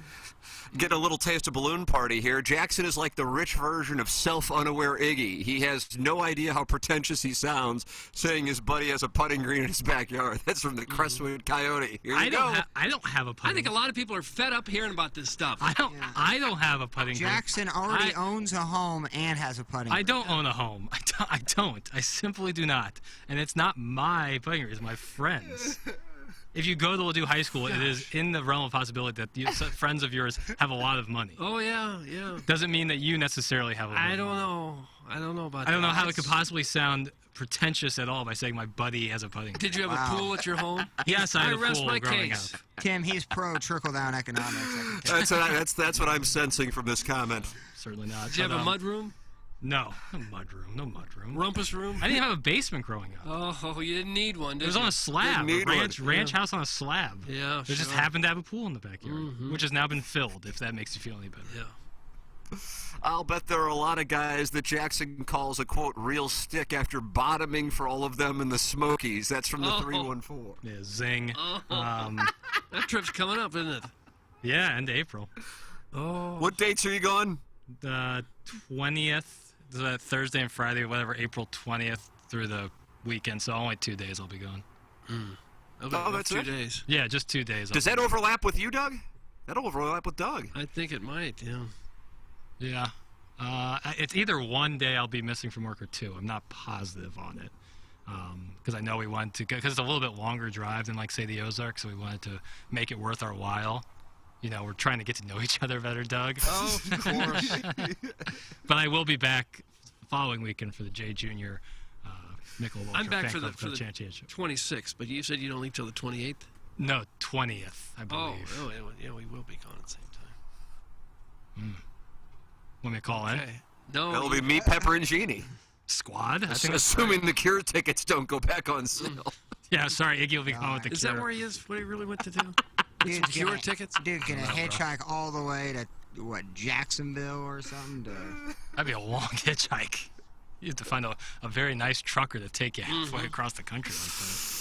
We get it, Jackson. You come from money. Stop rubbing our noses in it and go heat up your foreskin stew, moneybags. That's from Brian Henson Show and Budsman. I know that was facetious because I love Brian Henson, but come on now.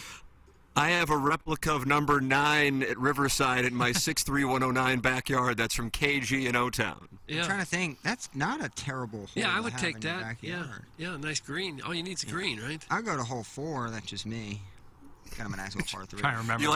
You like number 4 at Riverside? Yeah, I kind of connect to hole 13 if I'm not mistaken. I feel better about my game when I play Riverside, and I can hit a bunch of lousy shots and I still feel get like out of I there with a have decent game. score. First hole, you wear a hard hat. Balls come flying in from left to right. Well, you're always, what's best about that, you're always sitting 100 out. You could shank one, you can drive one dead center, you can use a 7-iron off the tee, and somehow you're always 100 out. Yeah, it doesn't penalize you if you're spraying it on the tee box, but it could penalize the person who's standing in the middle of the fairway. It does penalize with a full swing on a driver. Some of those par 4s are a little shorter than you think, so. Well, you're not overdriving any of the par 4s out there. They've called me Bryson DeChambeau out there. I heard Jackson's DeSmet friend allowed public school kids on the green. I think Deer Creek Golf Course has a similar policy. That's from the Hunchback of Vaughan Castle. Is there a Deer Creek golf course? I think there might be. But it's not. You're thinking Deer Creek, and you're thinking of like the Deer Creek that runs through St. Louis County. But I think, if I'm not mistaken, this was in the 1990s. I think there was a Deer Creek. This says Deer Creek Club is a social club in Ladue, Missouri. No wonder you know what. I said I didn't know. I said I it said didn't. right there. Look at that. Deer I'm Creek looking Club, at the same Ladue, thing. Missouri. But it says it's a Nose in social. the air. It says it's a social Elitist. club. It's not necessarily because there is a Deer Creek in Ladue. Like there's a part of Deer Creek Sure runs there through is. that. But there's also one in Webster. That's where like the DMV is. Well, that's too far South County for you. I used to live in Webster. Yeah. I used to live in Webster and in South City. So a lot of people hating. Okay. I assume Tim is waving at his kids. It's so darn cute. That's from the Crestwood Coyote. I was wondering if that was visible on YouTube. It would make sense. You're waving to. Are they waving back? My 1-year-old likes to stand in the doorway and wave to me during the program. Oh, really? So that's what I'm doing on YouTube. But yet I'm able to multitask, and I kind of speak. I think that speaks to my greatness. So I'm excited about. I don't know that it speaks about to being able. Can he walk yet? Is he up on his feet, or is he still? Yeah, he's standing up and waving at me. So he's proud. Yeah, he's moving around. He was conceived less than 2 years ago, right in this neck of the woods, Doug. But I am not conceiving children in the commercial breaks. I'm going to get. Okay. Here's my protein shake. There it is on YouTube, and a water. Yeah, I mean it would be rather awkward with Anna Marie's parents. A little bit, you know. Yeah. Be tough.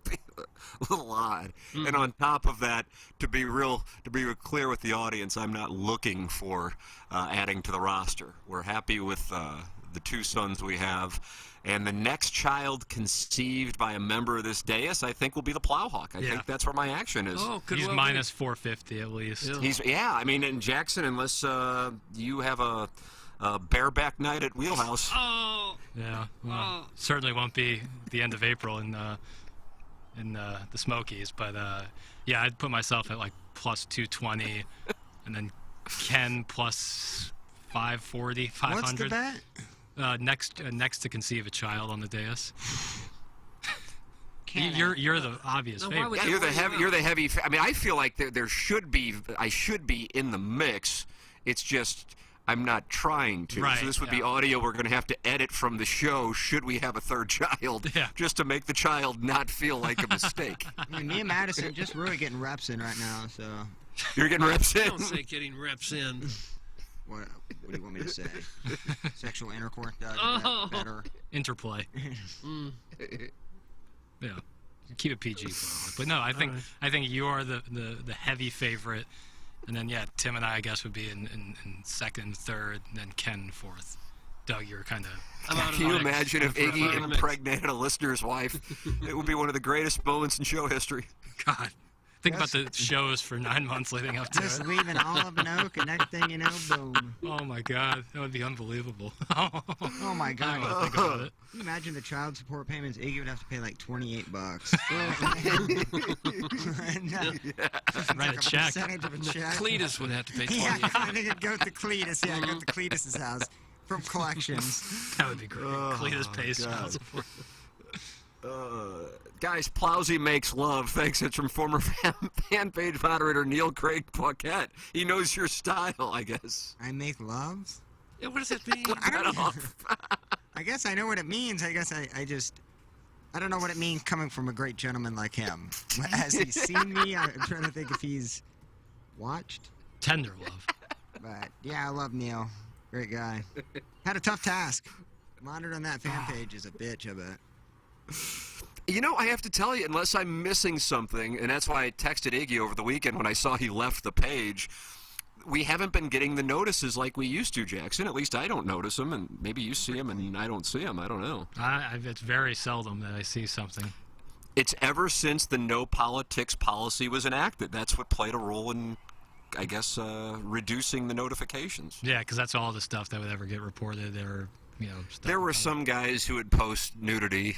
Yeah, that was. I don't know why. I have no idea why. And it was never tasteful nudity either. It was aggressive nudity. The political stuff was like cesspool, but a random Cletus Rob show update was refreshing. It kind of like cleansed the page.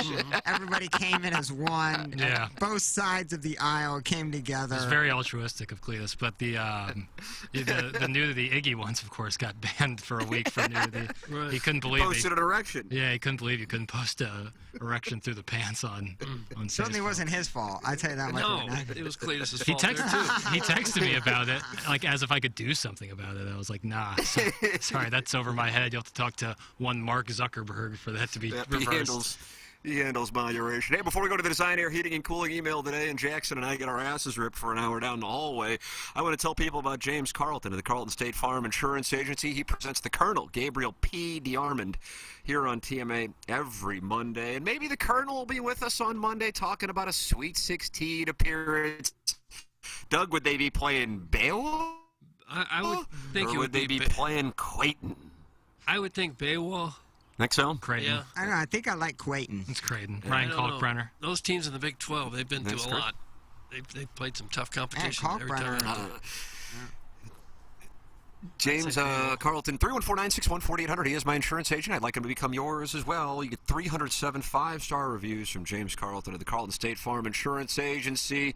And there's a reason for it. The best customer service you're going to find. They're always looking for ways to save you money. It's so easy to work with James and his staff. Become a client as well. James Carlton, 314-961-4800. Or go online at carltoninsurance.net. Ladies and gentlemen, it's time for the Design Air Heating and Cooling email of the day. If I have to listen to the show to win email of the day, by golly, I'll start doing it. You want to know what was wrong with today? Not enough Tim. But is there ever? Plowsy math. I was 16, so it was 15 to 18 years ago. I didn't have the exact math in my head. But I digress. Spring break, Miami. My buddy Alex Bullock was there fixing up with his lay-hot coworker. But when I got there, I could see in his eyes something was amiss. He was like, sorry, man, horrible timing. There was a roll cable incident, and he's not in the mood for a fix-up. But I was horny, so it made me want him even more, especially when I noticed something fat in his khakis. And I ain't talking about his wallet. About an hour later, I saw him on the beach. I told him if he was angry, then he could take it out on me. Well, I went there to spread my wings, but he ended up spreading my legs. That's from Jack. Then there's a middle initial of N. And then the last name, how do you pronounce this? A-U-V. I believe it's French. Jack in of Wall. He's new. I usually go with the thick-cut Tostitos tortilla chips, but they tend to break when I drag them through the thick chunks of twice-processed intestine beef. Oh. That have been brining in prune juice and bile as they exit my wife's brother's father's colon. Okay, that's enough. Who was it, Tim? It says, do you like it when I put my tongue there, boy? No. That tunnel's 12,000. Is that picture Joe I Simpson? don't know. I just read what's in the prompter. Okay. Is that Joe Simpson as a picture right there? Yeah, and another Twinkie's hanging out with this guy. That's not Bryce Chandler. Do you like it? Just got himself suspended. Suspended a period of 2 days' time right here on the Ides of March. Yeah, it is. Won't feel very good, I wouldn't suspect. Ides of March, Ryan Gosling, George Clooney, good or bad? Bad. Really? Yeah. I enjoy that picture. Yeah, not for me. Get well soon, Iggy. I guess he felt okay leaving, seeing as everyone else made it in. Remember on Monday, Iggy hijacked a Battlehawks discussion to trash yet another award show that he hate-watched despite not having seen any of the nominated films, and was legitimately upset that The Rock spent his Sunday attending Hollywood parties surrounded by beautiful women instead of partying with 38,000 drunk Hoosiers in downtown St. Louis. Then when accused of a bait-and-swee hijacking by Brian Henshin, Iggy replied, "There's no hijacking. There's 2 people missing, so somebody's got to talk." But today, with our TMA Sabermetric King either riding the Vomit Comet or playing hooky to get first whack at the new Dillian joint, the supporting players upped their usage rates and delivered. We talking about boobs? As Jackson fed us a wonderful tale from his soccer boyfriend who was ghosted after telling a lass that her current set looks great in response to her asking about getting a boob job. Doug took the ball and ran with it by asking if anyone else had thought about having work done on their man boobs. Then reminded us of Dr. Ferdy Pacheco's nude family portrait. But the game ball goes to Plowsy, who explained, usually when chicks get boob jobs, they don't do it to get a 130-pound twink and then play Dan Marshall's okay drop. As Jackson explained, he'd slept with a woman who had a breast reduction before capping the fast break with a 360 dunk in the form of foreskin stew. Doug, that's Buck Swope. Buck Swope. Nice little email, Buck. And finally, clever stuff, fellas. I see what you did there. You paid beautiful tribute to the defunct 590 The Man Station by talking man stuff today. All man, all show.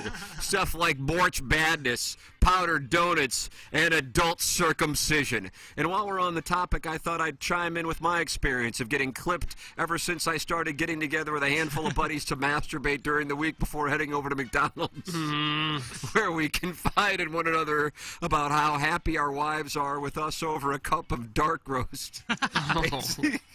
Basically, it boils down to this. It's true, the penis does lose a bit of value once it's removed from the original packaging, but it's really just a short-term loss. The long-term benefits are undeniable. First and foremost, you don't have to deal with the outdated styles our parents were forced to choose from. Puerto Rican barbers have been experimenting with all kinds of new cuts for your wrench nowadays. Like when Marty got clipped, he went to the Fantastic Sam's off Glen Eagles Drive and got a sassy fade all the way back to his power vein. Oh, don't call it a power vein. But I went a different direction. I outfitted my hog with a little subtle Caesar cut. It's delicate, but also shows my coworkers I'm assertive and drive a lowered Suzuki Sidekick with decals and an aftermarket exhaust. Hell, even Carl said my Caesar frames both my balls in just the right ways. Kind of like the Rachel did for Jennifer Aniston's character on Friends. Additionally, if you're the outdoorsy type like my brother-in-law, you soon realize that your penis now tans more evenly than it did before. Plan on loosening up that stink girdle at North County Public Golf Course after a healthy slug of room temperature mead to let your cletus crank breathe. Bully for you by the time you arrive home to your adult orphanage for the unhappily married.